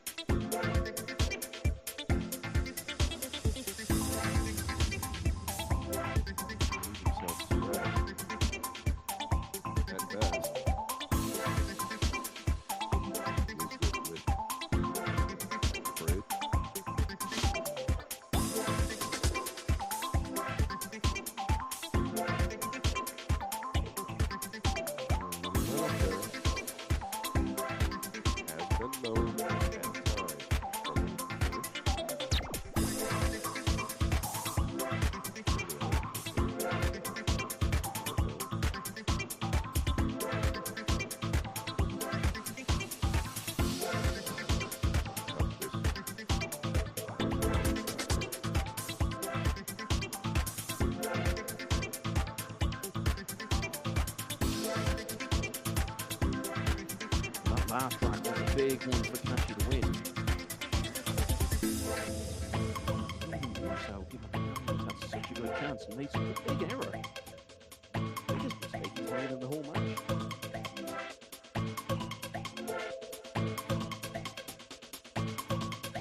Neuhausen, Premier League winner, is the latest player through. German has defeated Minuk Han of South Korea, 9 ranked 4.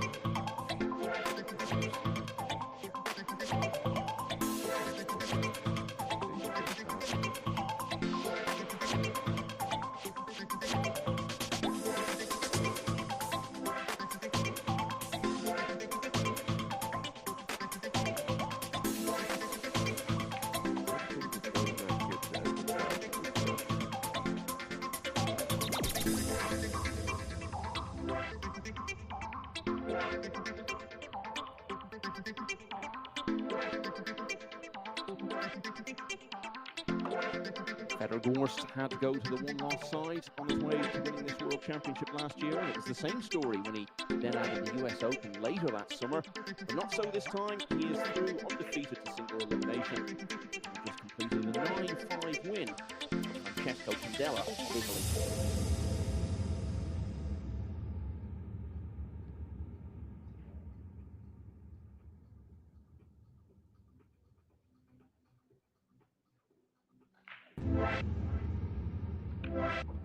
How does Melling respond going forward? Really, 2 pretty decent opportunities this game.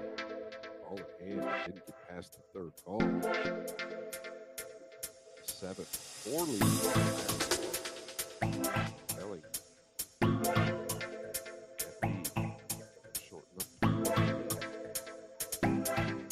Yeah, the chances have been there for Melling to have won this match by now. Instead, he's back to only a single rack in front. Catchy capitalising on Melling's miss on the 3-ball. Get back to 7-6. Johan Chua, semi-finalist last year. He's up against Oliver Shannon. Bobby Capito, the Hill, Hong Kong player, leading Finland's Petri Mäkinen 8-2. Ravenheim 7-4 up against London Tien. Wojciech Szewczyk, semi-finalist. Get it through, beating the two-time champion of the world, Thorsten Homan, by 9-3. Took all the way between Oscar Dominguez of the US and the Dutchman Mark Weisterbosch. And it is Weisterbosch who's now in front at 2 times. A couple of times, including last year, Weisterbosch. And they are down to 2-1 up on the slow going early on.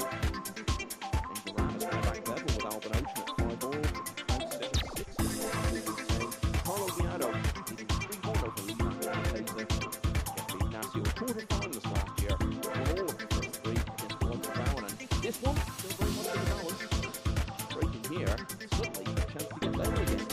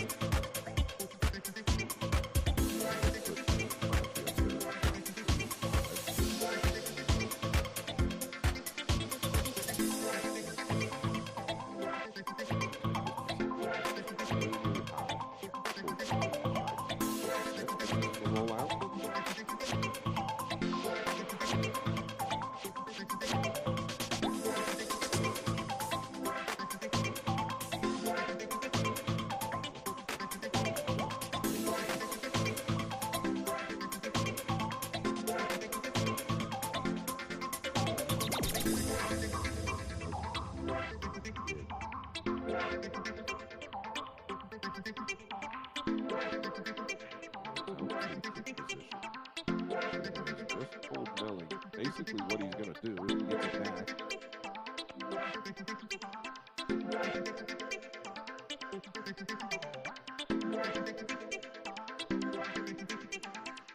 Chris quickly gives it back, a little surprise. I actually like what Kachi's thinking here. As we mentioned, you just don't want to catch the 2 going in. That will bode for disaster.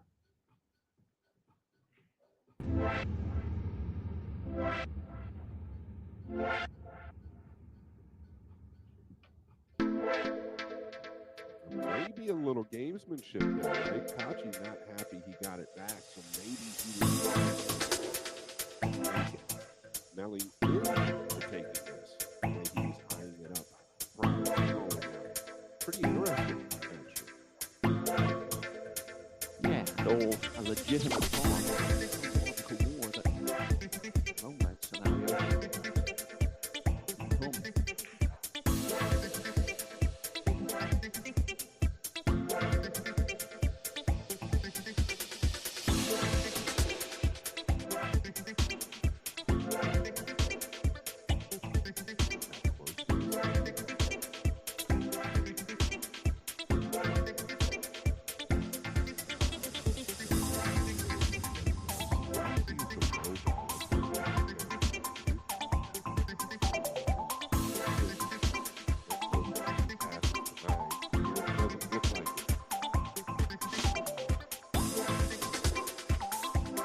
Capito was only 17 when he got to the last 16 of the World Championship. 7 years ago. He's 2 wins away now from getting back there for the first time since. As he has rounded out convincing 92 wins from the experienced Finnish player, Petri Mäkinen.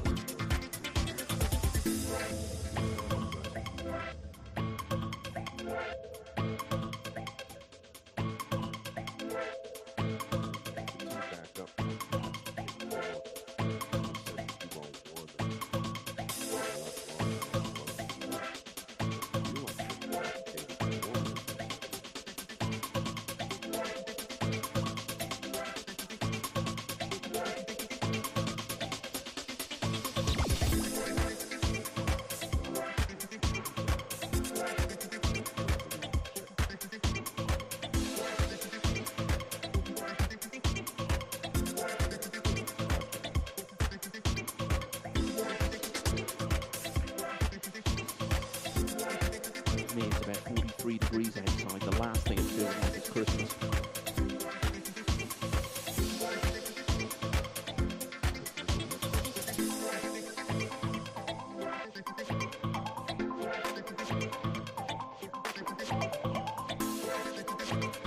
But yeah, absolute gift for Kanchi. He's slipping away from him not so long ago. 7-4 up, had a chance. Another chance in the next round. It could be level again in a few moments' time.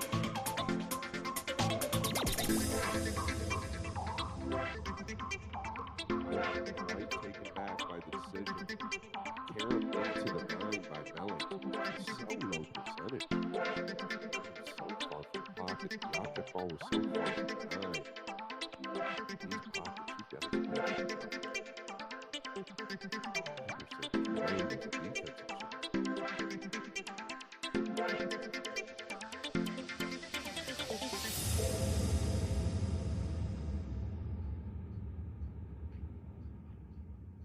Don't want to end up straight here.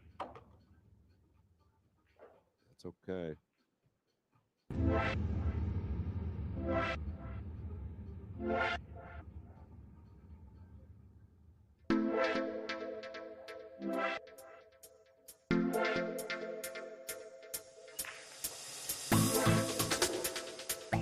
Keep the left side pocket. Past it, just above the 8. Out, if you'd like. Brett coming in front of 6. All fouls here. The referee is calling it.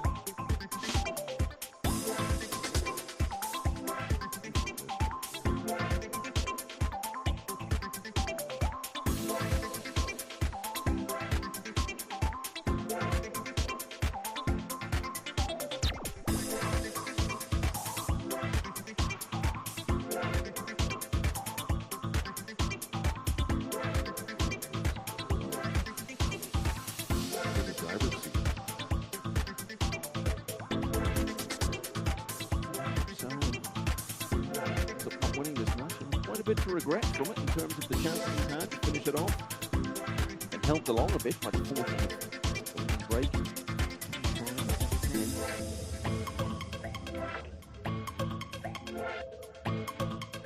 I think that since the final of this World Championship last year, Kathy played in 4 matchroom full field events. Single elimination, one of them.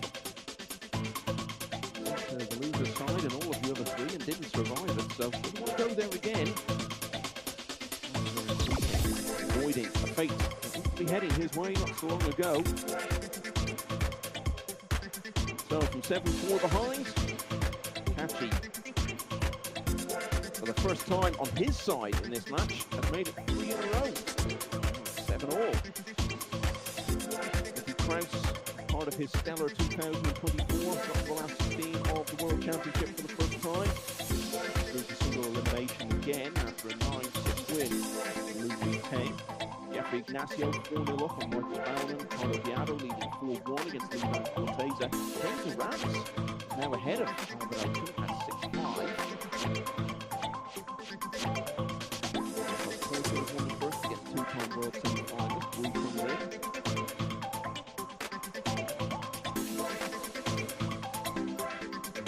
Look at there is the action on table 2. Involving Khalid Al-Ghamdi. Is the leading hope of home success here. The score is there in a moment. I believe it's 2-all in this match against Tobias Bongers. Yep, that is correct. 6-all now between Oscar Dominguez and Mark Weisterbosch. But back to this one, 7-all, big moment. Right, and struggles as of late for Kachi in the break shot. Oh, the 9 narrowly misses the side, but once again, funny layouts, nothing down. And it was the 7 that sent the 9 towards the side this time.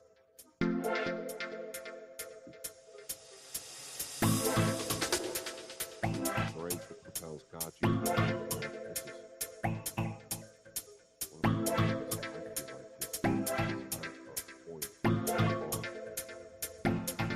Put it this way, the aim break this level to make the 1 ball in the side, and was he not scratched, still be at the table after that.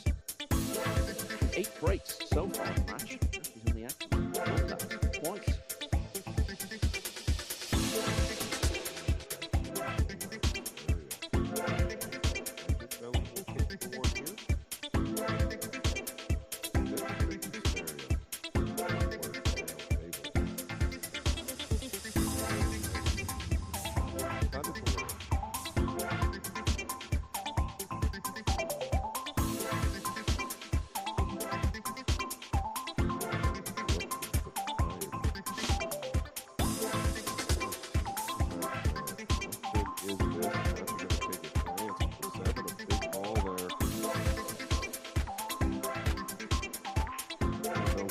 Whether he likes it or not.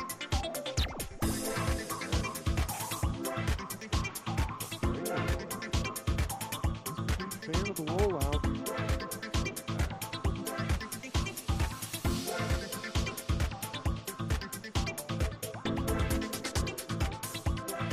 Sliver this into the top right corner.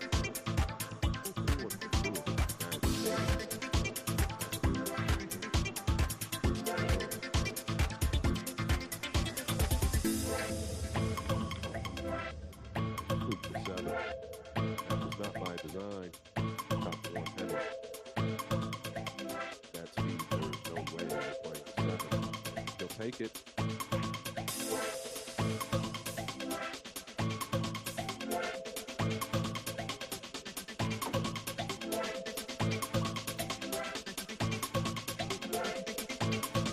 The first bit of had in the latter stages of this match.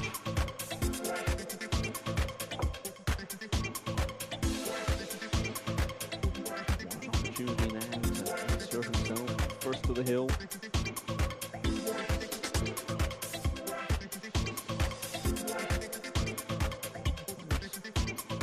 Psychological challenge, getting across the line against one of the biggest names in the game. This time, confident of actually having it all, so experienced, been around a long time. Doesn't fear reputations anyway. Done the job quickly here in rack 15.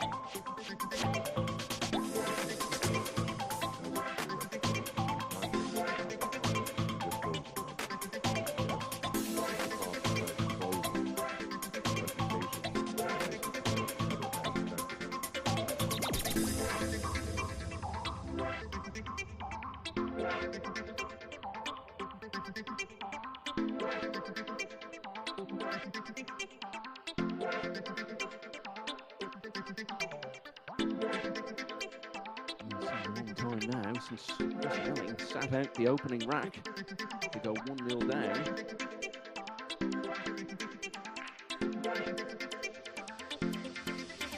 That remains the only time he's been behind in the entire contest. Melling first to the hill against Declan Catchy, last year's runner-up.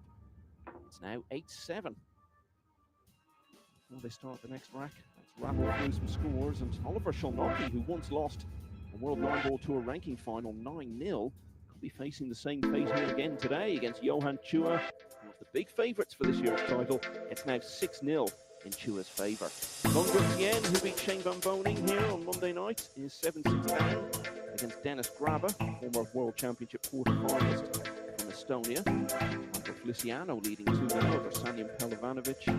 Mark Weisterbosch Oscar Dominguez at 7-6. It's actually 3-2 now to Tobias Bongers against Khalid Al-Ghamdi. On table 2, and Bongers, I believe, is at the table shooting at the 9. So a couple in front at 4-2. Ko Ping Chung, former US Open winner, on the front of Patrick Gonzalez. Moran is still just in front of Albert Ocean, 6-5. Obiado has just stretched his lead over Lee Frank Corteza, 5-2. And Jeffrey Ignacio, 3-0.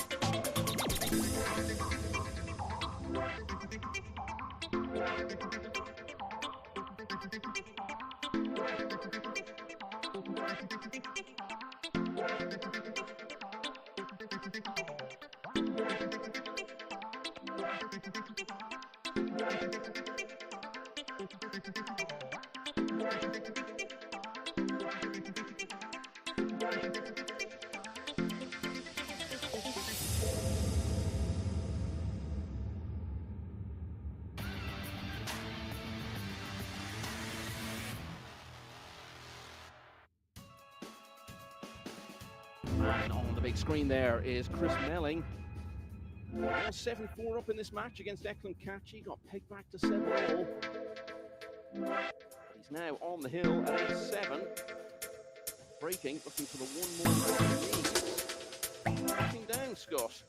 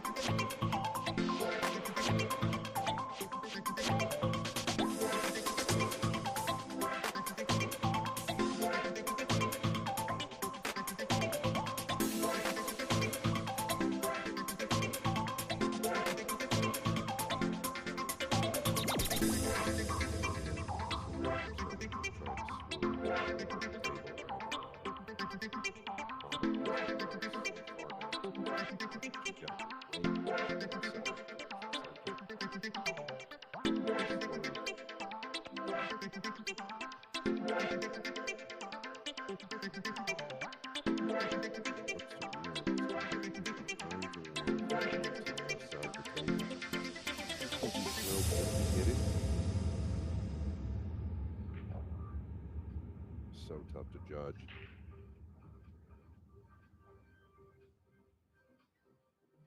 Leveled out with the keys. The ball will leak down. That's why he's aiming a little higher up on this one.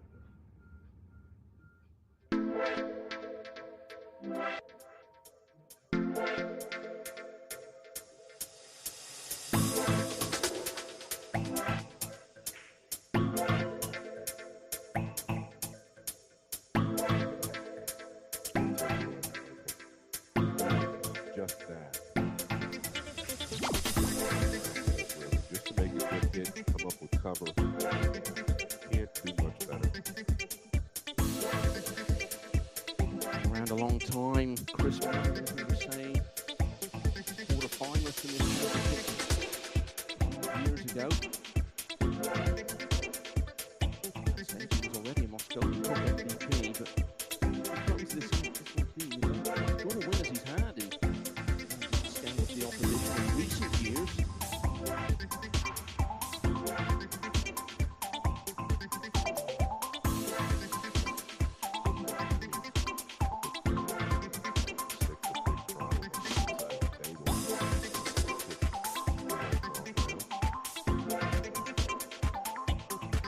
Low here.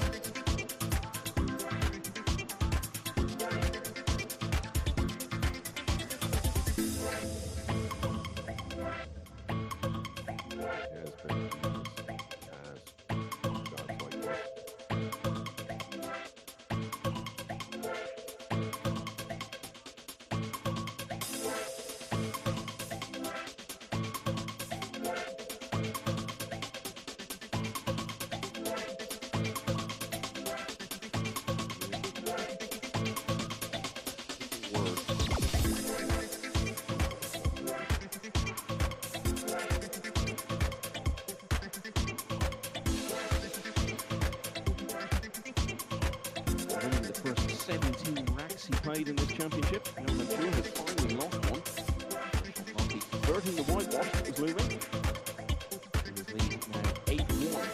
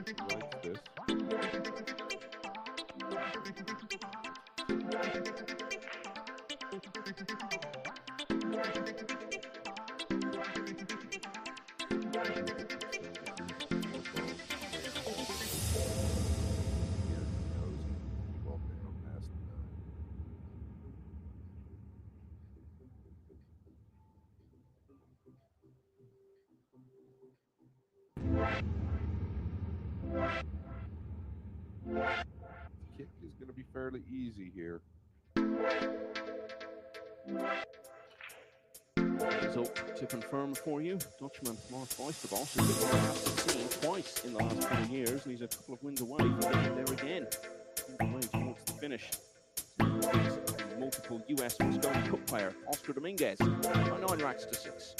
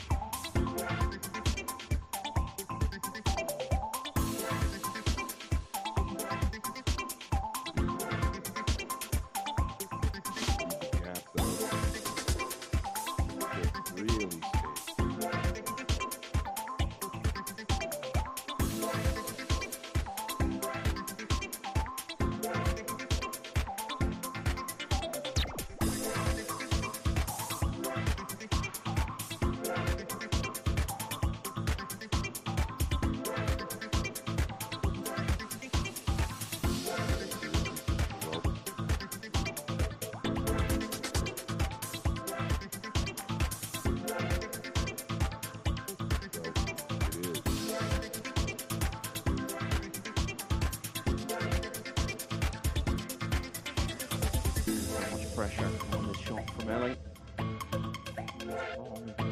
Great chance he's going to find himself hill in a match that really he had the chances to have won quite some time ago.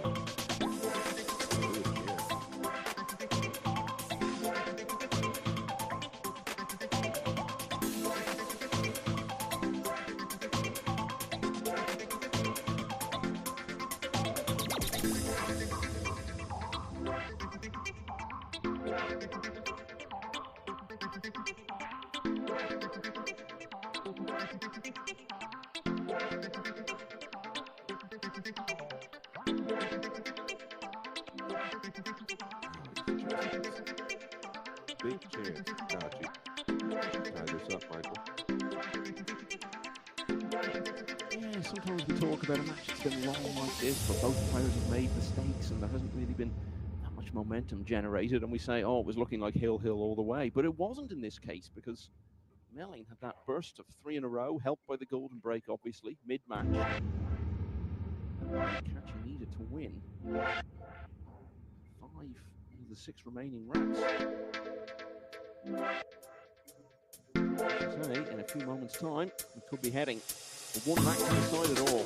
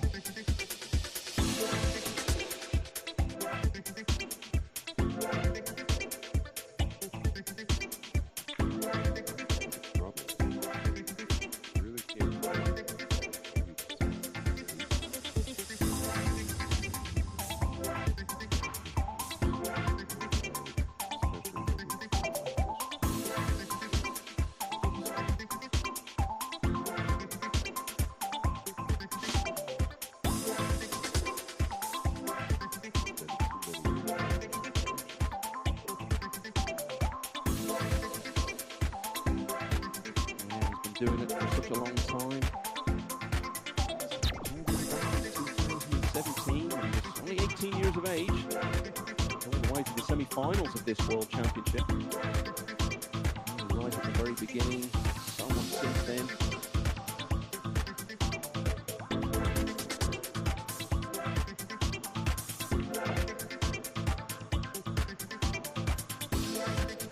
Well, it's going to take something unexpected now.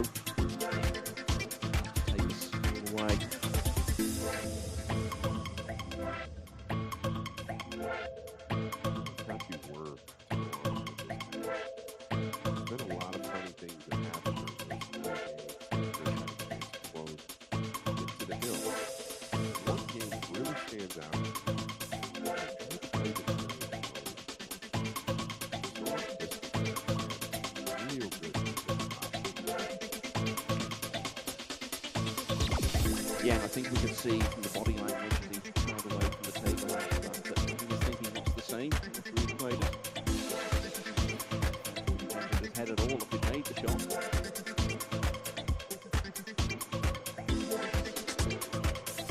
Taking good care of his work here at Kachi.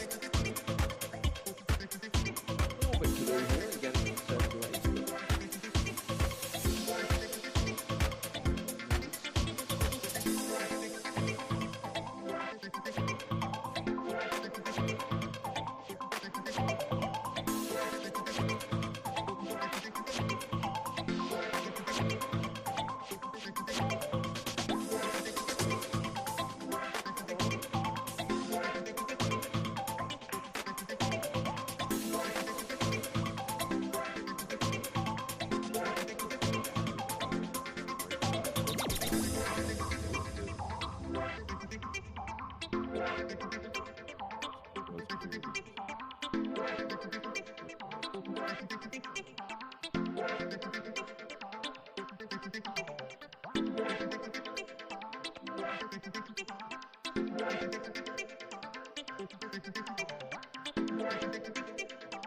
Catchy, the 7-4 down.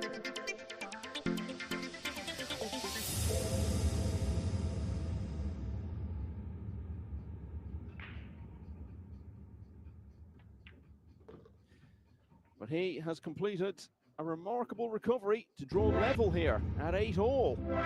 He will have the break in the deciding rack. It's 4 out of the last 5 now that have gone his way. He could have 3 Philippines players all going through in the next few minutes because Oliver Chua is 8-2 up on Oliver Sholnocki. Although, as I say that, Sholnocki, who was 8-0 there, has just deposited the 9, taking 3 in a row and get back to 8-3. James Alanis, World Cup winner, summer before last in Spain.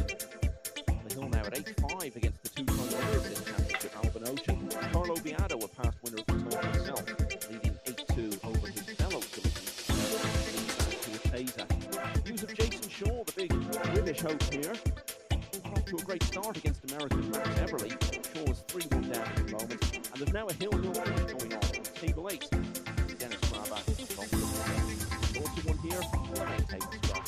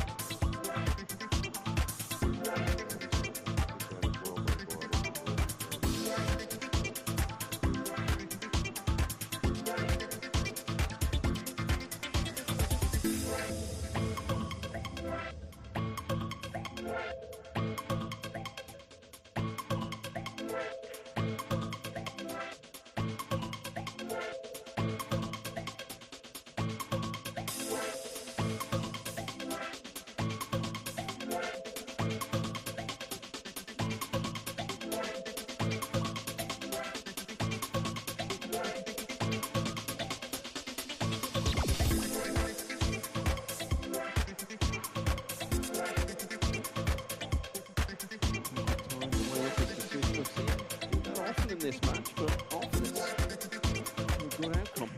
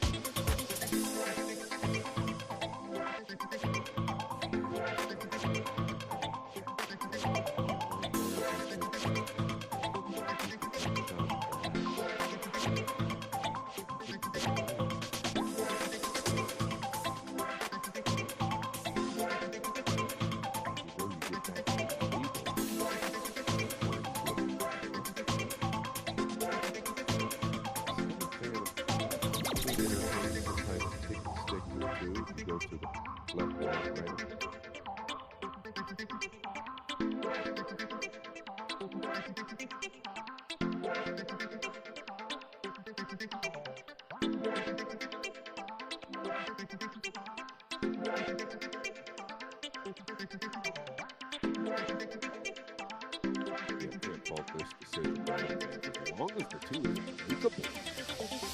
Close, but 7-2 back up table, Michael. So the 7 and 6 become big balls to get behind. I think he left him more on 2 than he really expected. Took a very long time for very little to happen. It's Melly got here.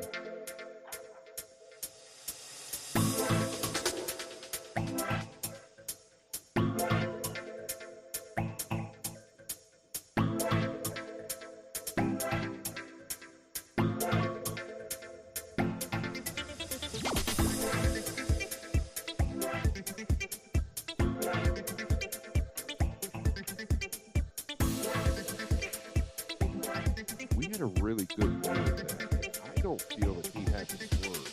What I mean by that is I don't feel he had to elevate and swing the cube all the way down. I felt he could just level up. You see it right there. He's plenty of room.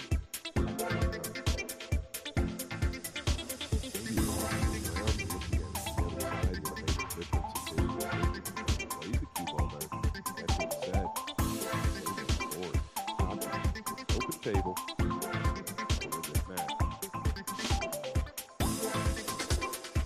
Well, you can ask for, of course, and you expect more than he could have hoped for. So long ago, he's slipping away. Look.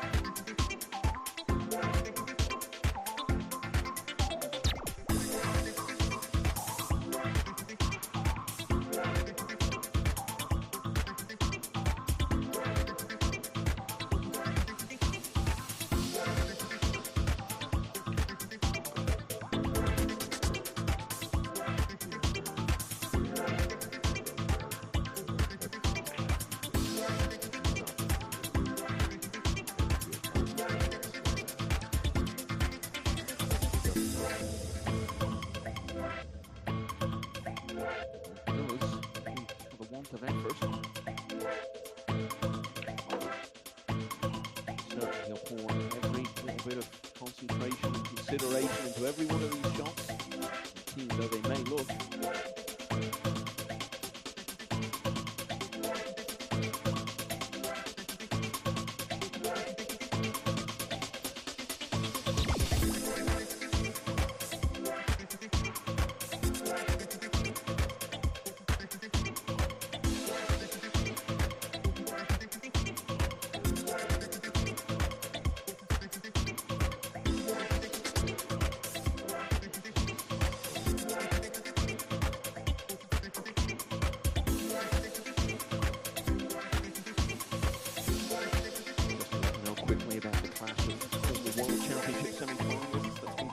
Table 13, Johan Schuler was on the brink of recording his second 1-0 whitewash of the week.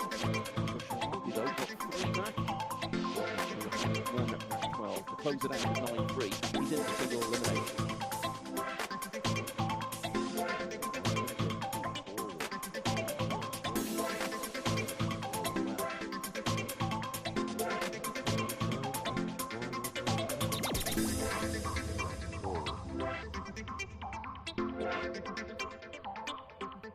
Get through this confidence.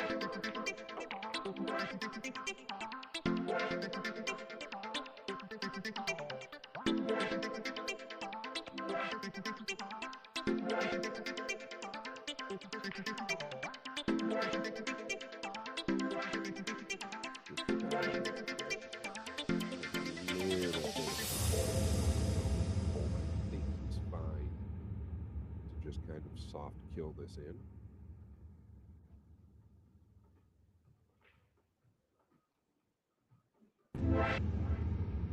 Not sure exactly what time we started the match, but it was around about 2.5 hours ago. Slight twists along the way. Neither player has really built proper momentum at any stage. The number of racks and rolls, but mostly very hard work.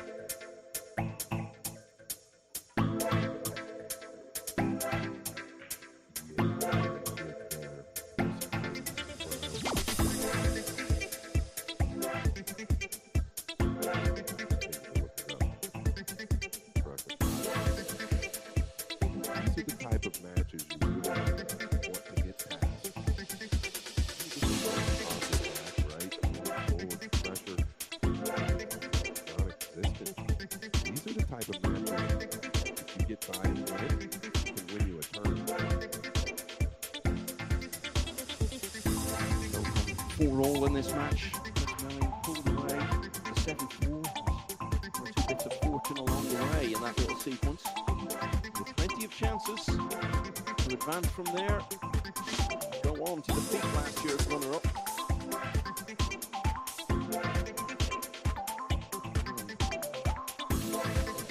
First to the hill. Again, the latter stages of this contest have been dominated. In the scoreboard sense by Eklund Kachi.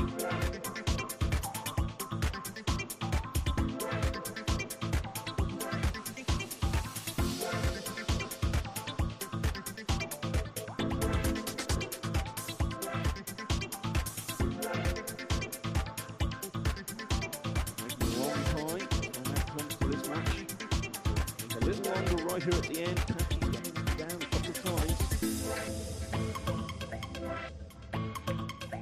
But with a run which has seen him win 5 of the last 6 racks, he has defeated Chris Melling by 9 racks to 8. Catchy, who was 1 rack away from winning this championship for the first time last year, is through to single elimination. He has defeated British veteran Chris Melling in a hill-hill finish.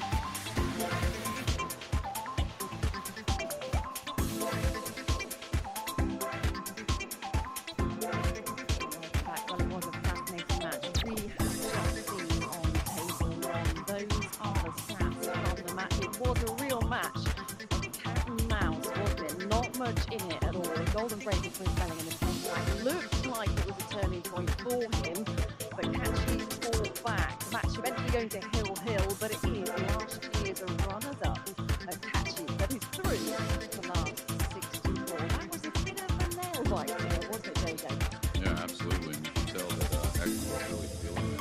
It took a couple ups and downs on that final 9, which wasn't too difficult. You look at the stats, I think the stats were a little hair off. And I'm talking about accurate, but maybe a little substandard for both. But what a heck of a match. You can see in that final rack just the frustration that showed in his face. Yeah, talk about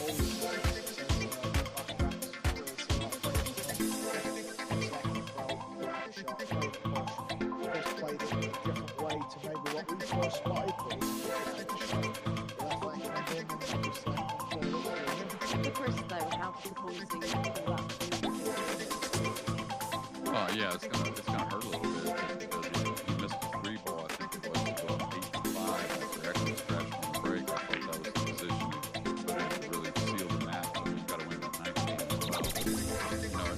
But, those stats weren't terrible.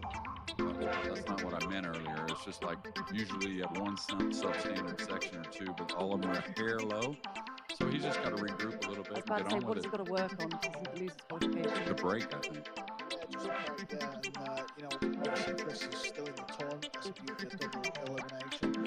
I had a quick look at the draw, and I think he got it right. He plays in a local, which is not the end of the world. No disrespect, but look at right. He's going to be playing against either the loser of Bernie Regalario or Copigny. So the draw can help a little bit in the early stages of this tournament. But listen, all these guys are here to win at some point. You've got to beat a champion. Exactly, still all to play for as well. Let's just see how the afternoon's shaping up so far then. As we've just seen, she is through to the last 64, as is defending champ Federal Gorse. Pretty plain sailing for him this afternoon against Francisco Candela. Last year's semi-finals, Johan Chua also fall through, as is Duong Wok Wan and 20-back Federal Gorse. Oh, how impressed were you this afternoon with him? Because he did make pretty lot of work, as expected to have. Fran got a few games at the end that made the score a little closer, but I think it was an improvement and better overall. And again, we always compare to last year. And we talked about it earlier before the match. If you look at 2025, Federer with a little injury earlier hasn't played a lot of match play tournaments so far in 2025. So I think he's in a good place. Jason Shaw is currently in action as we speak. Currently trading. He used to play well. I was going to get my phone out and sneak look at the live scores there, because he was down 4-1. I'm not sure what it is at the minute. 4-2, yeah. He jumped right off, so he's spotted early back. Listen, Max Everly, he's sort of on a roll. It's not something that you would ever think he's going to want to win this title. Not fair against Jason early on in the event. He's causing a few problems. Yeah, watch out for Vietnam. At the end, it's another 9-8 win in his grade. Long cruises. I don't know what. 9-1. Yeah, I don't know what Wynn's doing over here, but I mean, they're looking pretty good. It just shows, doesn't it? Anything under bright lights can happen, and just how much pressure and how that can change things. And also, we saw Chris Pelling when he came out. It was really hot in here. It's been quite cool, isn't it, the last couple of days? And that just happened. Yeah, some of the players that are playing this cold, you go outside, it's really hot, you come in here, it's a little different. So everybody's body's a little different. Chris has always been a little more of the sweater kind of guy. I'm the same, so I kind of get it. But AJ Manners up next. Had a bit of a tricky opening match, didn't he? What are you looking to see from him? Yeah, I think he'll kick on, but listen, that's not to say he's going to win. The opponent is one of the informed players, beautiful and purist. I left there, he's currently UK Open champion there. He's a nice win. I love Shishyak. He's been in the gym, he's lost a few LBs, because they were following suit. Just explain how that would make a difference. I'd be thinner. All right. it's just confidence, right? Just I had to confidence. get that in. Yeah, it's just confidence. But, it's funny, isn't it? You can go out there I'm and... mentally sharp. Yeah, without a doubt. Listen, he's just in form. You win a big title on the tour, and obviously had a phenomenal race called MVP, playing in that one table south. He's done it. I always feel like you can do it on that one table in a team. Yeah, talk about he's always been one of my favorites. I got to know him when he wasn't one of the top guys. Percentage-wise, he's one of the best out there. He just doesn't make any mental errors. So I'm seeing nicely. It's going to be a task. How many problems do you think AJ Manners will give him this afternoon? You can give him a lot of hope, but I was just going to touch on as well. Obviously, unfortunately, we lost Ken in the ring about a week ago. He's helped out a lot. Things like that, that can obviously stay on the form, but things like that can, all of a sudden, he finds himself in a final, he can see him with a trophy, obviously dedicated to China. Right, ready? Should we get to it then? Let's do it.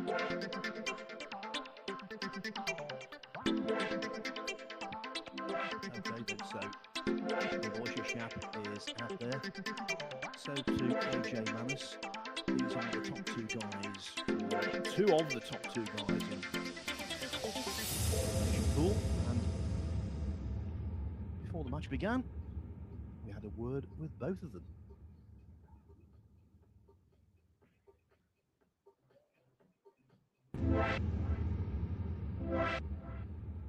Very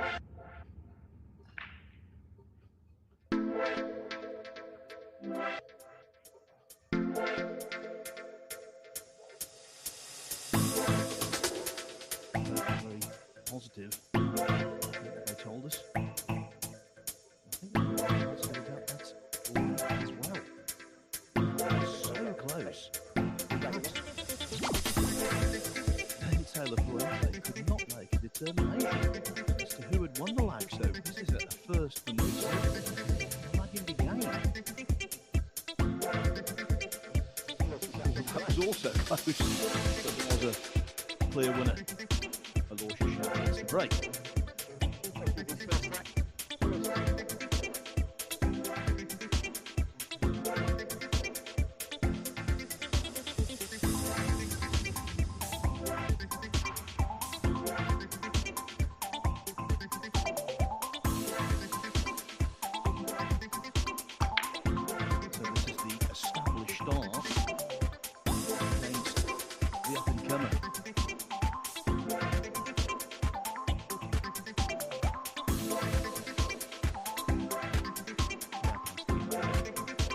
Favourite, of course, considering his recent accomplishments and his general CV.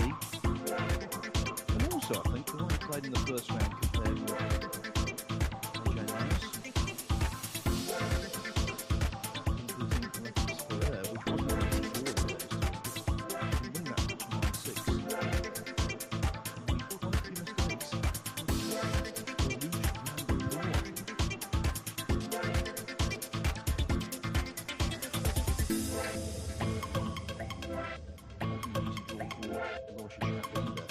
He overcame long and planned.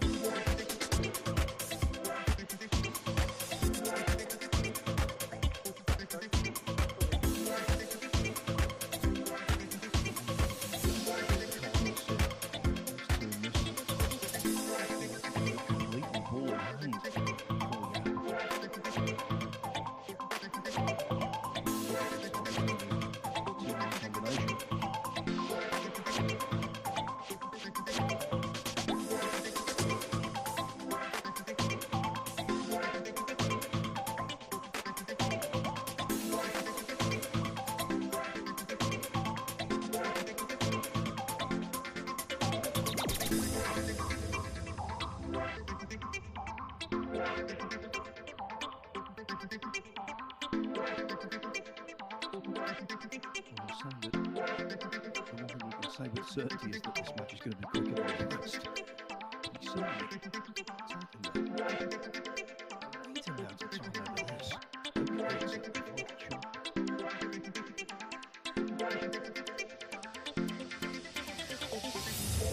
Going on, tick tock.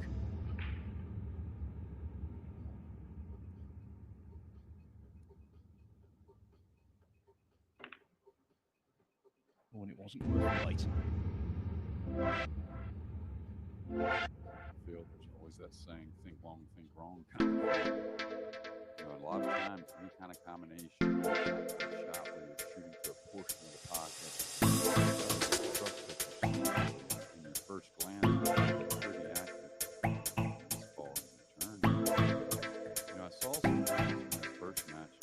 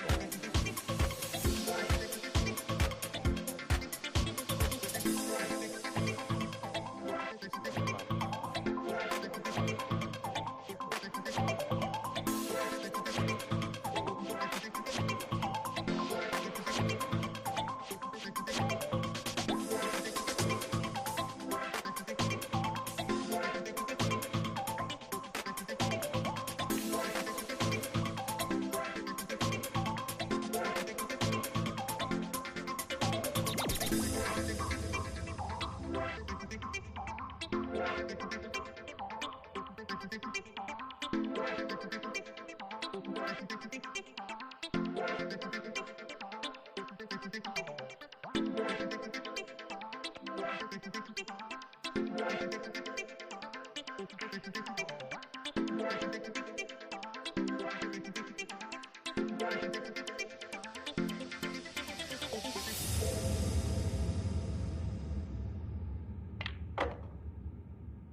trying to move the cue ball, not in position for anything offensive. He's trying to get in position to play a real nice safety. Wanted to be on the side here, so pumping the 6 back, utilizing the 8 ball to contain the cue ball. I don't know about infield, but it certainly feels different from the turning area as far as attention. This is a wonderful location.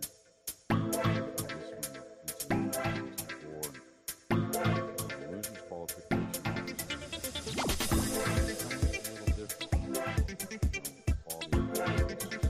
Just as tough as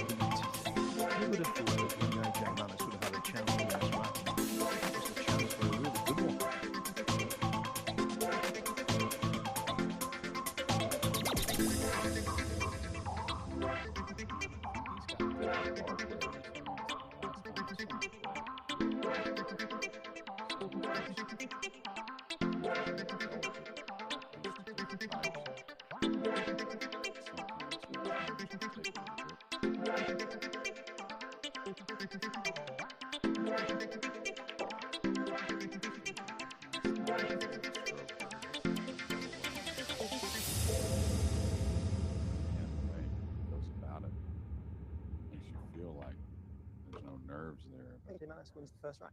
You would have to bet otherwise if you've ever played this game competitively. It's always interesting to find out the thoughts of the two players involved in a high-profile match like this. And before the contest got underway, we caught up with both.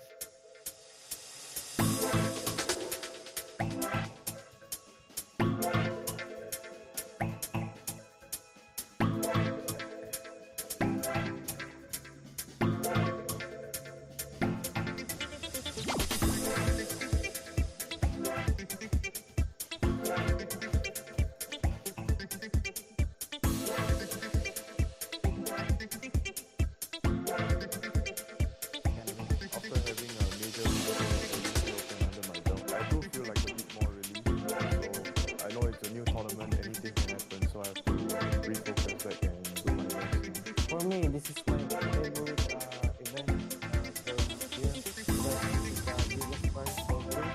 So I hope I'm gonna win. If I want to win, I have to play my best.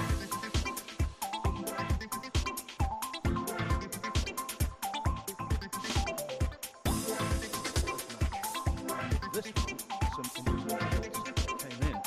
Follow the order.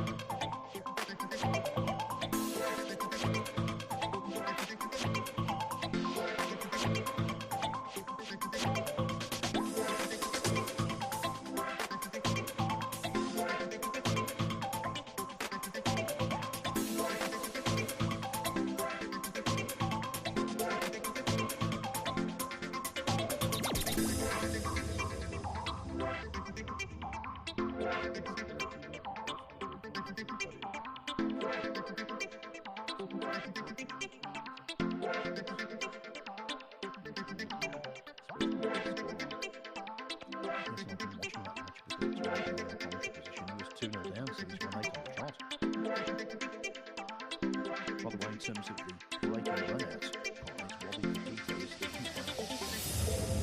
as long as 5 consecutive breaking runouts on day one. But Johan Sugarcane closed this afternoon. He had 4. Well, I was watching that. He had 4, and he was on his 5th running the rack. I'm not sure exactly what happened. I had to get it between the matches, but to finish the match, he was on his 5th.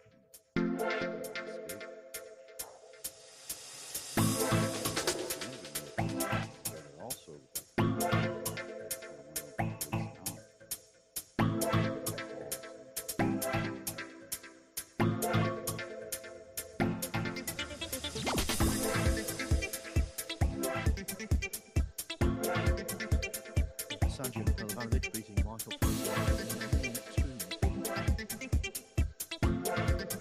this one will be closer than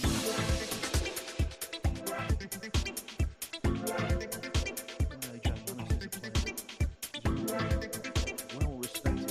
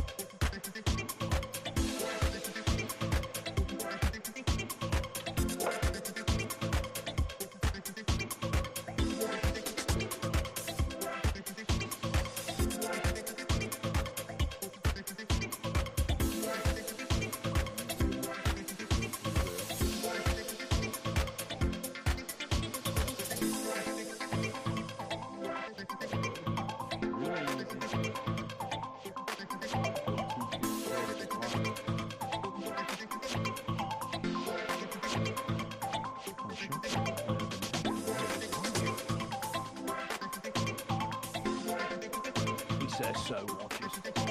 Not to do over the pocket. A.J. Manis, teenager from Manila, leads Lusha Jam, Singapore's finest, 2-0.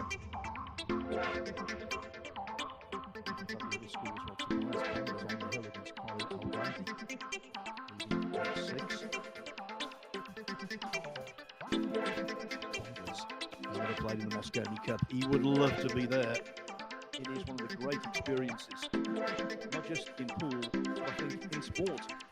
This year the event will be played on the Chamber Palace in London, now traditional home of a European Mosconi Cup, where Europe will defend the title. Precise dates are December 3 to 6. Just evening sessions. And let me tell you, if you've never been to a Mosconi Cup, please, I highly recommend it. The atmosphere is much unique. Right.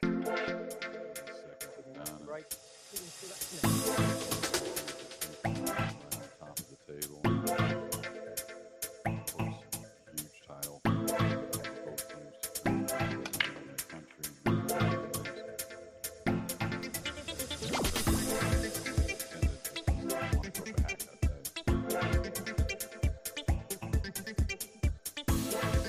On the other side of the pond.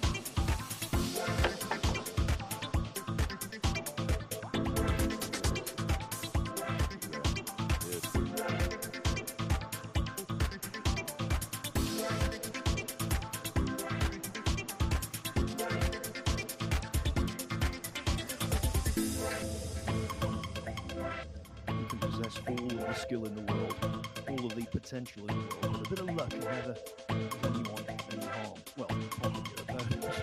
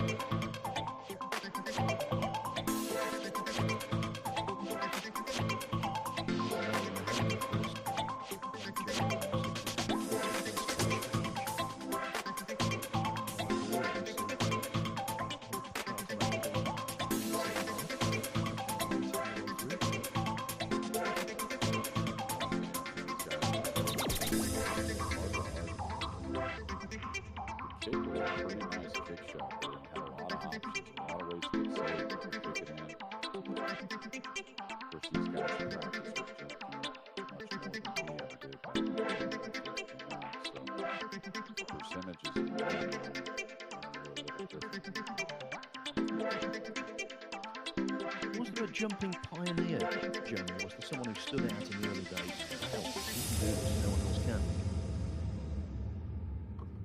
The original pioneer for the jump shot was Earl Strickland, but that was, I think, back in the 70s, maybe 80s, without the jump cue. But I think the guy that I always considered probably the best as far as the top players, know, there are some guys in different pools. That's all they do, is mess around with it. But with Johnny was really good with the game, considering the technology we had at that time. Now the jump has really opened up the door. There's so many more things. That's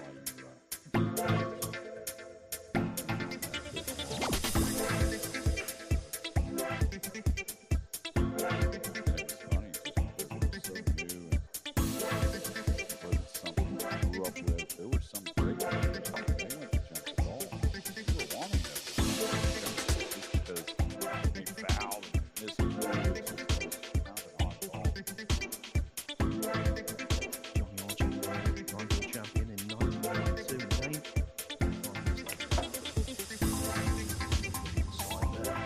just the visualization.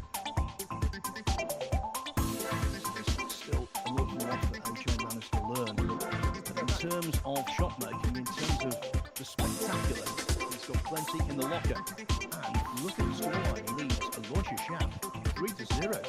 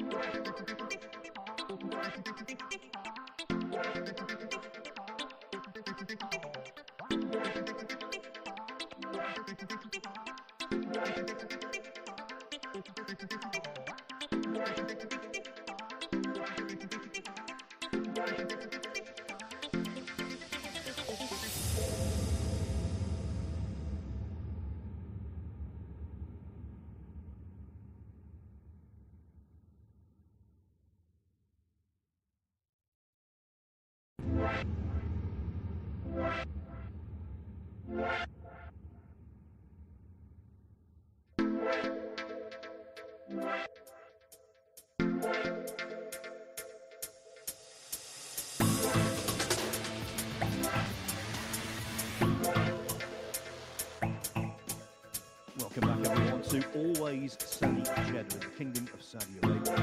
As day 3 of the World 9-Ball Championship continues. 18-year-old on the of the Philippines, AJ Manis. First start he's made. The first rack. Well, the rack, he was very poor. He won it nevertheless. Bedded into the practice.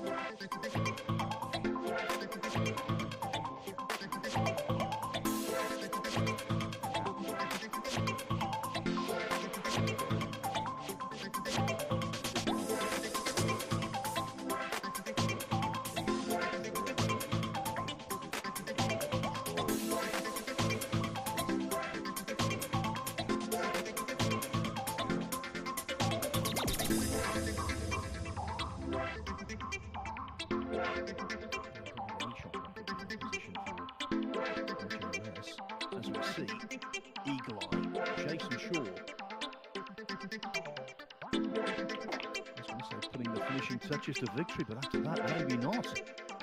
Could that be Noah who really rues?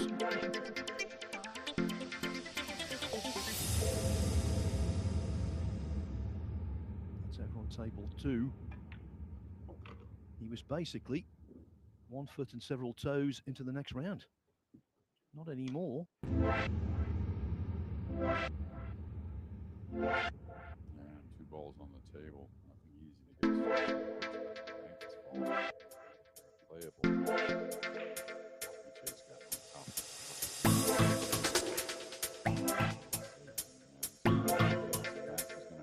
A shot like that, a lot of times, just go to the rail. Trying to be so behind the nine.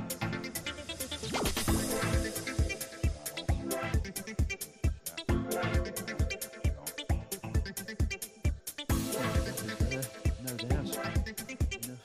5 ball can be seen.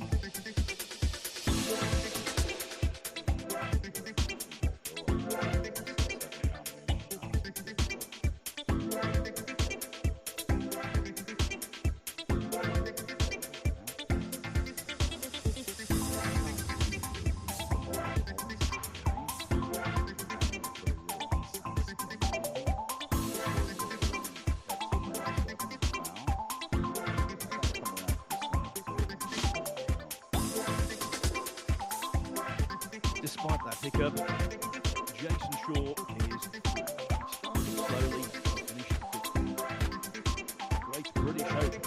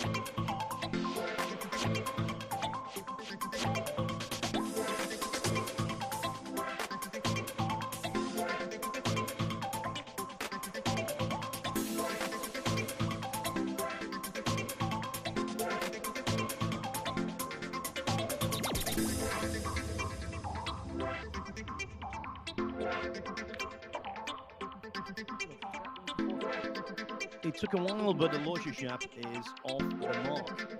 He won the most recent Matchroom Major, UK Open in Telford, England, back in May, and he won it in remarkable circumstances.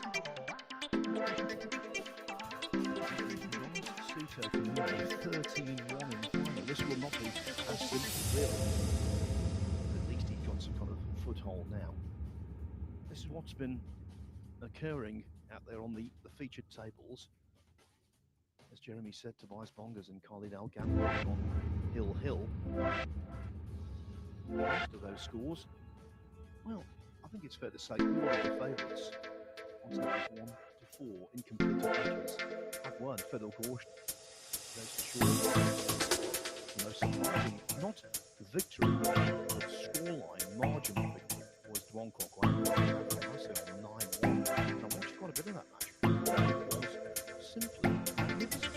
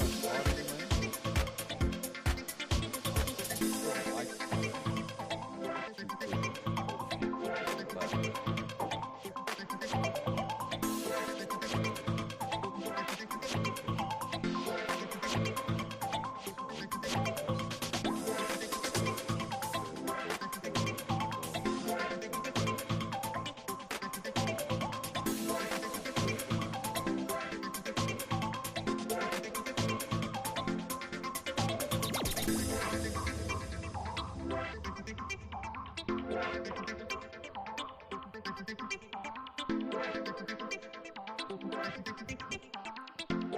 another goal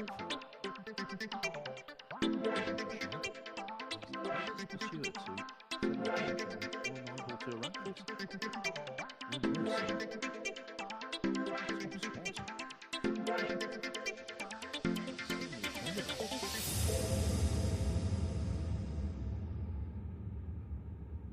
He has been the world junior champion. Won that in Shanghai, China in 2014.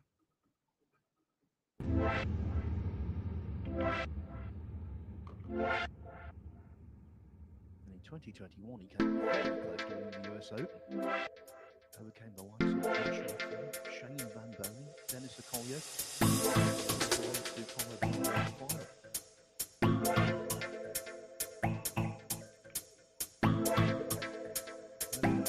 Most convincing stars, I think.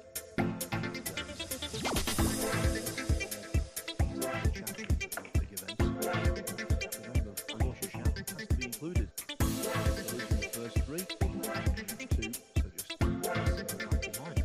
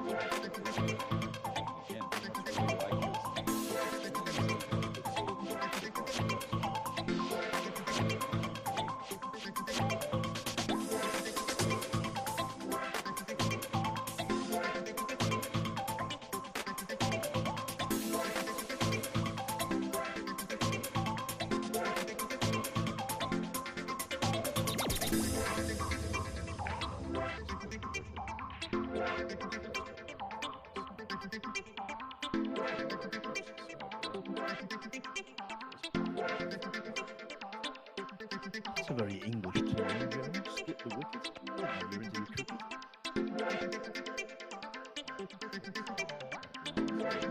The history of the term, but I heard it a long time ago when I first started playing the field.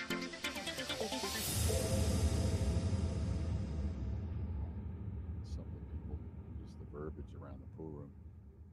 That may be half the reason you get hooked. Makes sense though, Phil. Learn something. All right, Khalid has made a mistake. Bongers is on the 8 line. To move on, and Bongers is a sneaky, very, very smart player. Had a good ball over the European Open in the UK.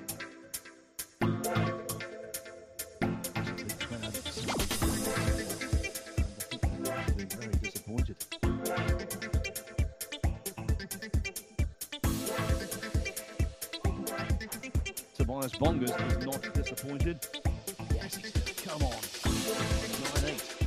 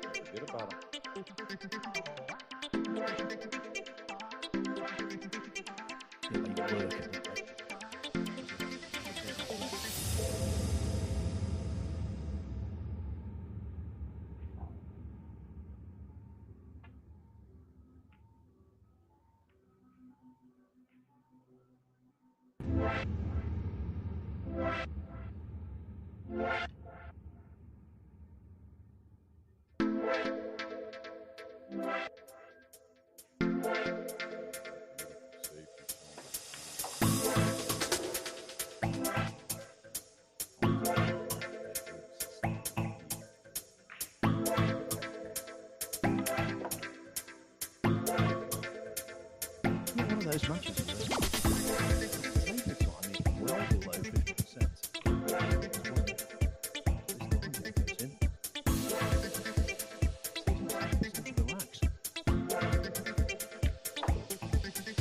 AJ, A-OK, and that's because he leads Aloysius Schaap by 4 racks to 2.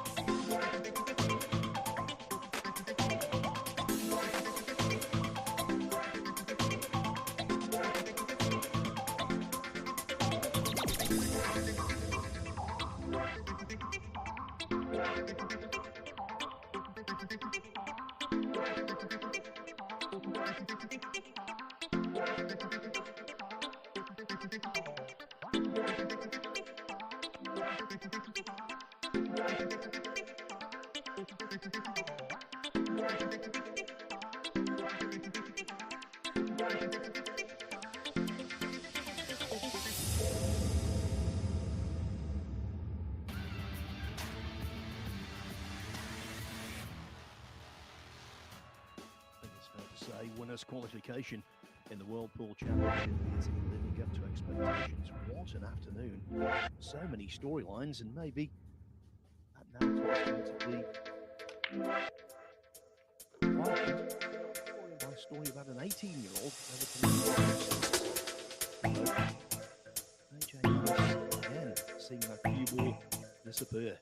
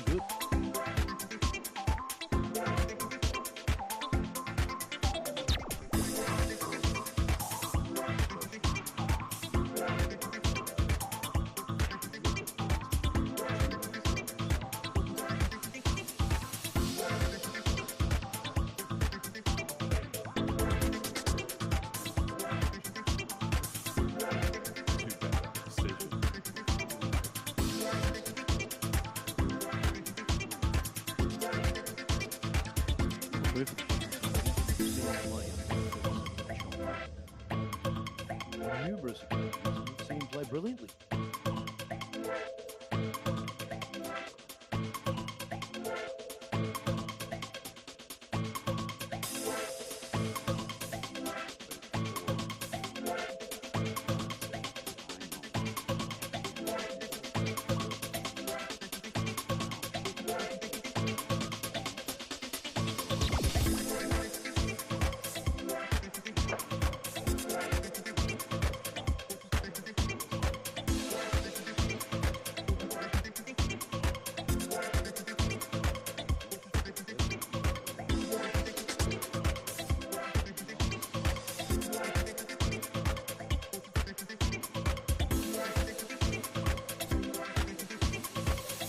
Closes again for a man who has got doing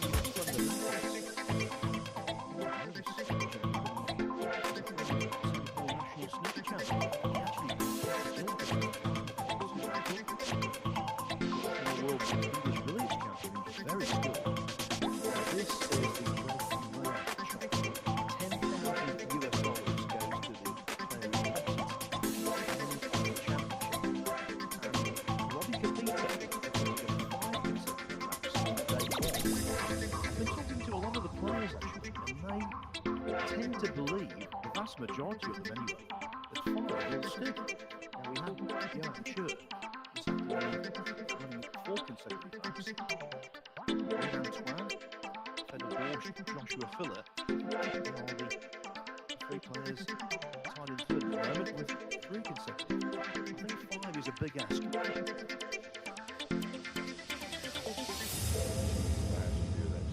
Doubled, by the way, to 10K. Yeah, 5. Break 24 ranks to 3. 5's a big number. 6 to beat. Maybe have somebody roll in there and split that.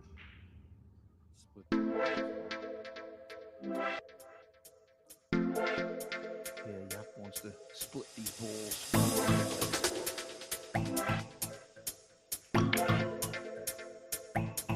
Well, the ones in the side.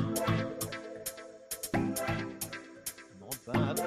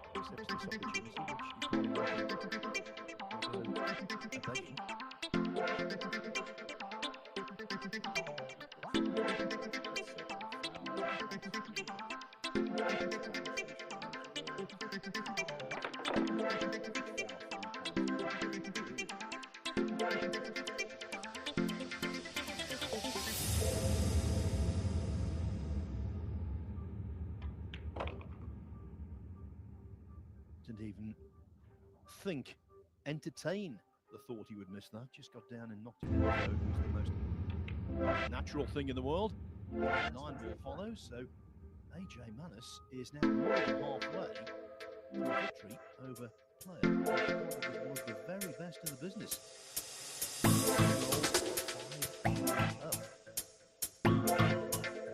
Going well for Francisco Sanchez Ruiz. 4 against Mauricio Garcia of Peru.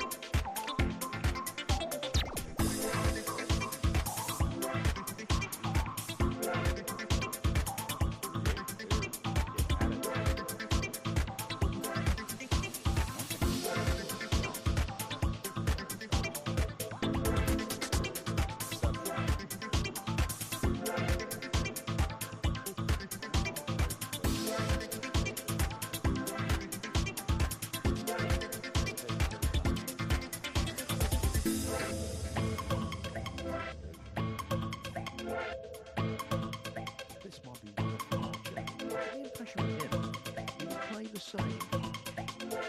A Powell down at the club. He doesn't.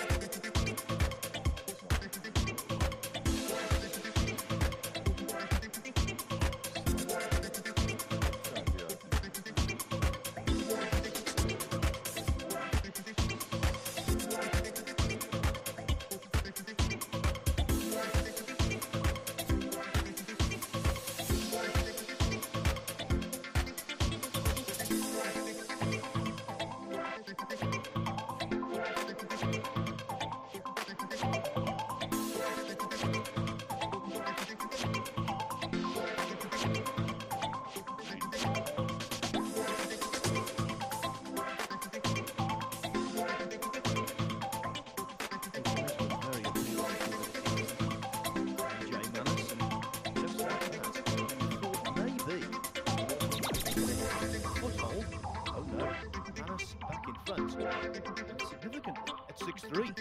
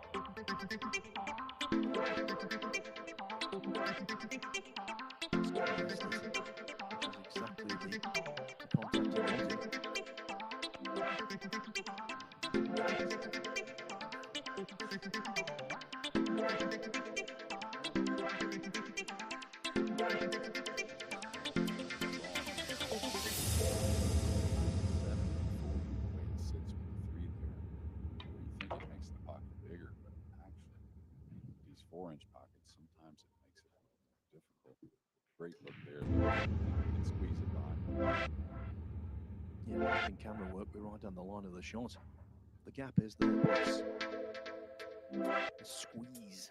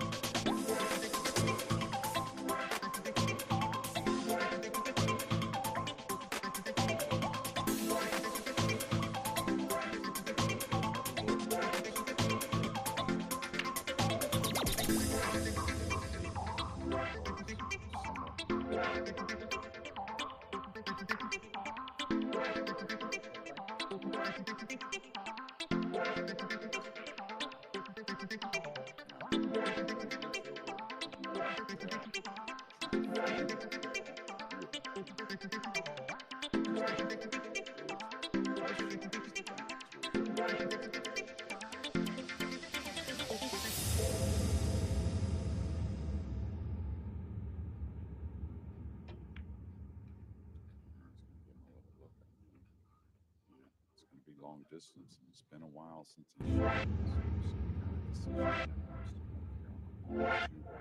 It's very crucial. One result I didn't give you. Victory for Hong Kong's Low Ho Sun. Jury and 9-5.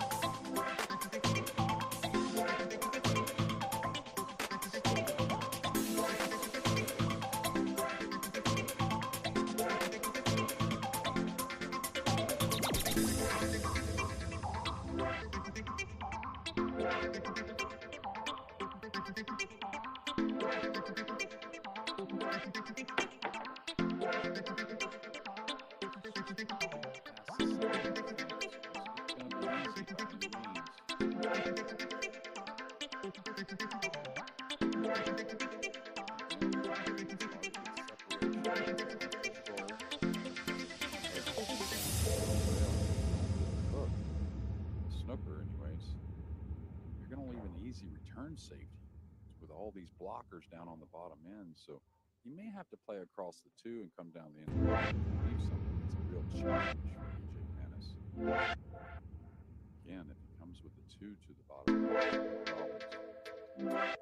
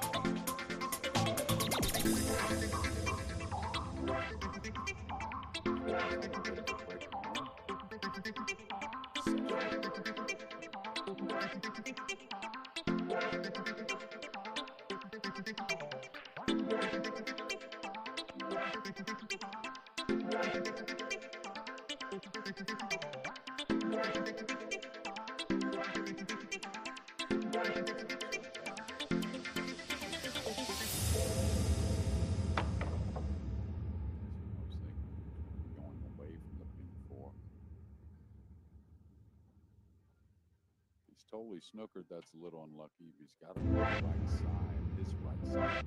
He's got options.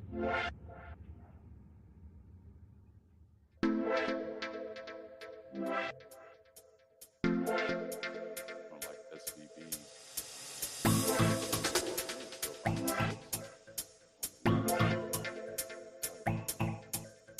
Like SVB is really, led everyone into the balls much better.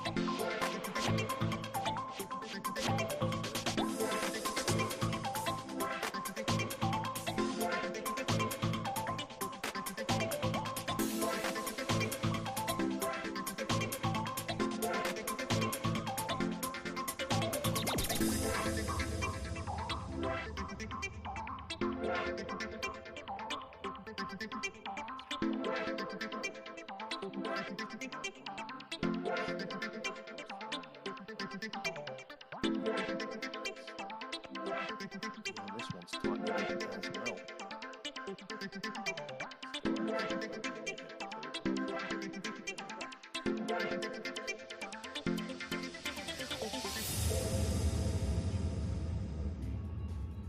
Yeah, these are intriguing matches. We've only got 9 matches left in winners qualification, and there are some very unexpected scorelines, some very lopsided scorelines as well. And when you look at the world rankings, one of the top 10 this afternoon have either extricated themselves or they're in trouble at the moment. Roger Schnapp, number 2, although he is well behind the defending champion. Joshua Miller, as I said, he's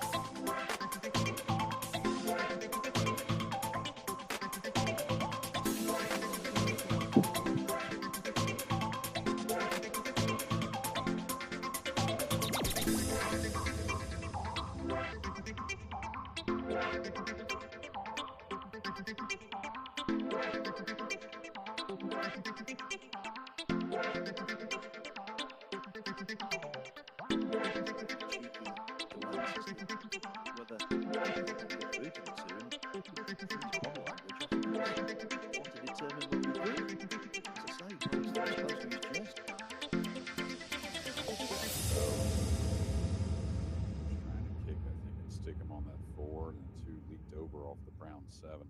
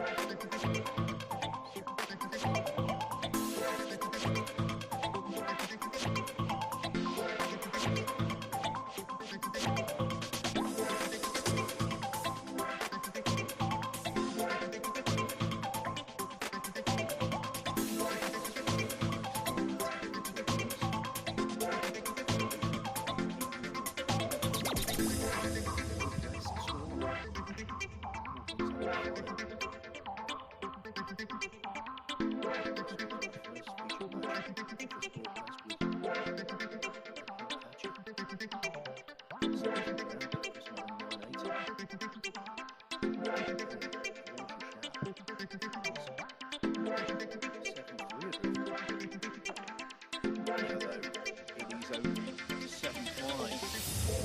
could build up to be quite a finish.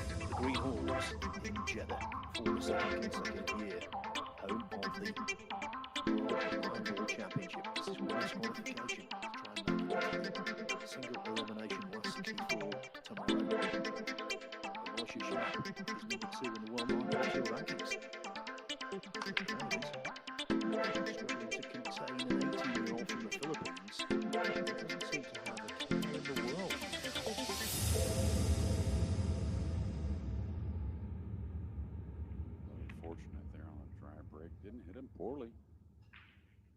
Cue ball got kissed a couple times by the pink and has offered a really difficult shot on the one.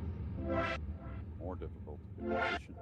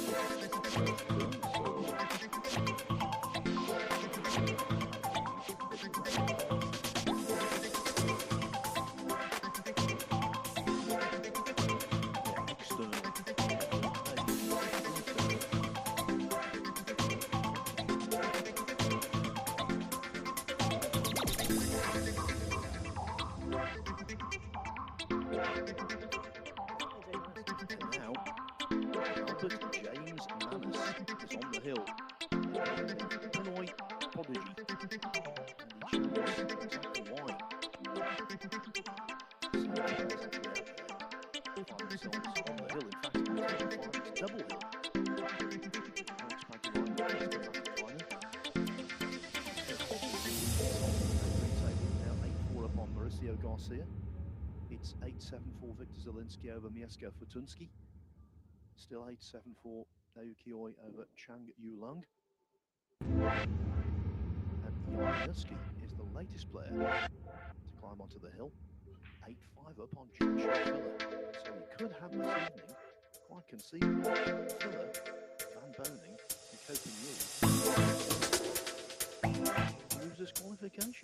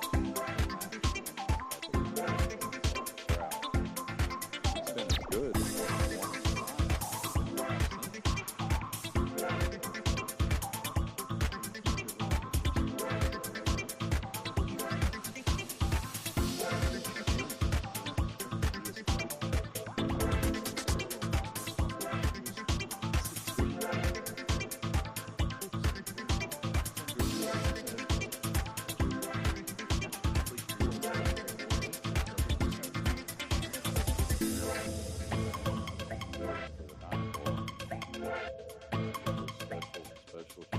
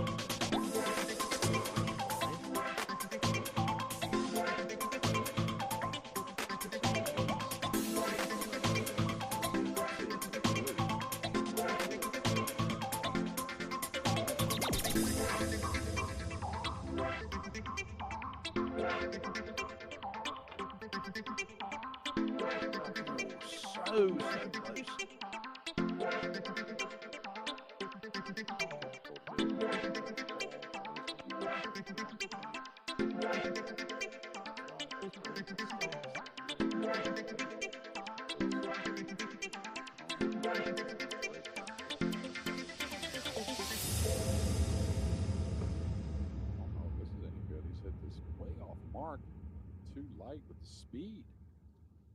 Wow, he had a big gap to get to the right side of the pink. Maybe fortunate to be able to see the pink at all.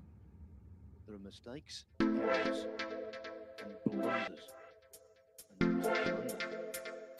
Yeah, almost kind of detailed. Just something I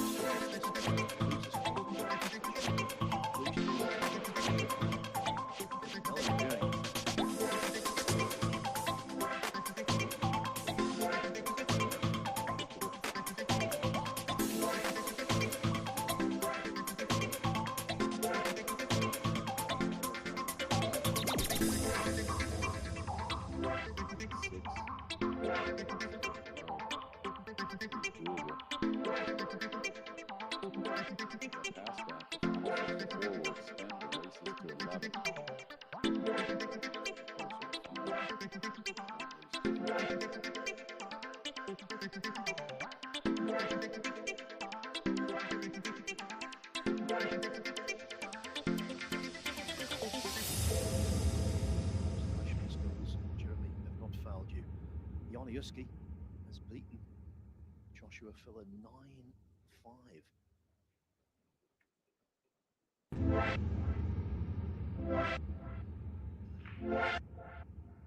So Filler will now play Martinez of Peru, who loses qualification this evening.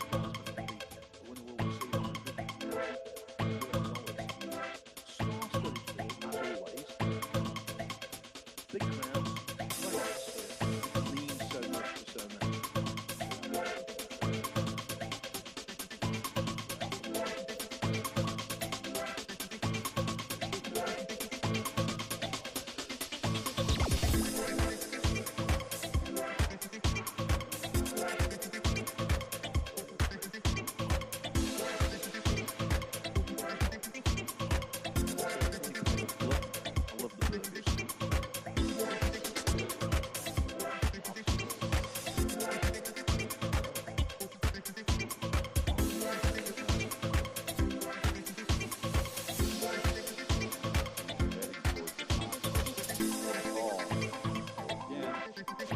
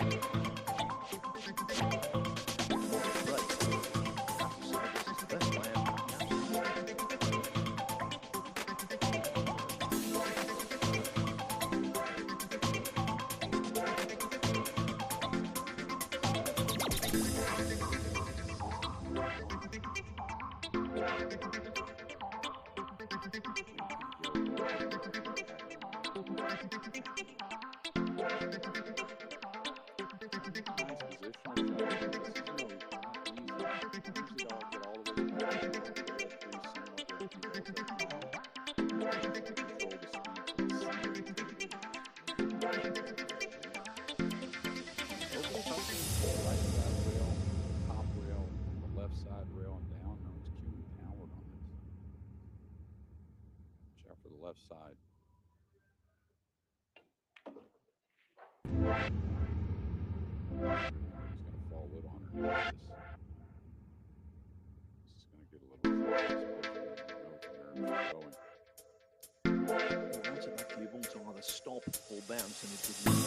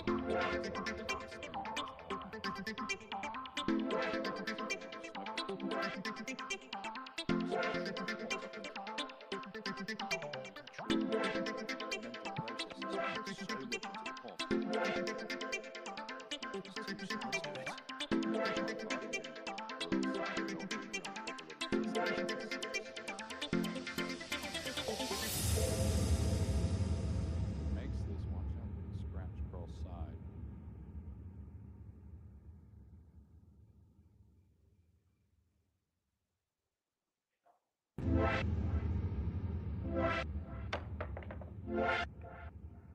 Get a roll here. The rail. Yaps expression. I think he does have a What an afternoon for Danish pool. Jonny Uski, Joshua Fuller, Casper.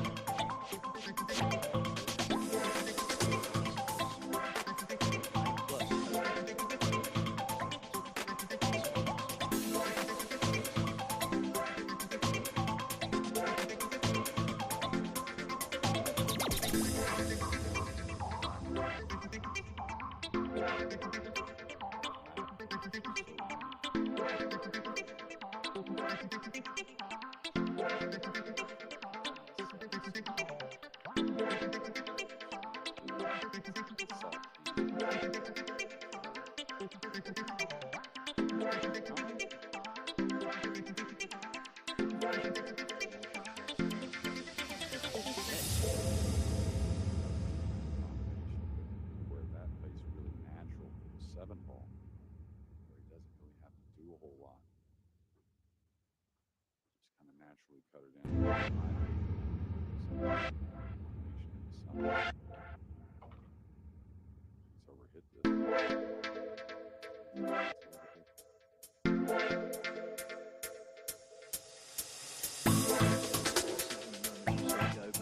Making lanes there.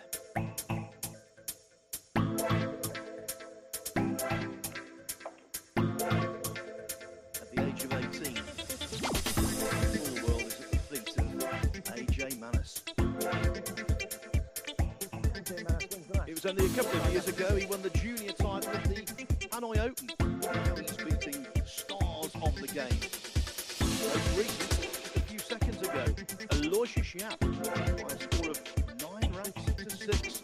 Yap goes to losers qualification. What a list of players involved there. As for AJ Manus, the rest stay off, young man. You're through single elimination. Anna, over to you. From 18-year-old AJ Manus there, he is safely through to the last 60.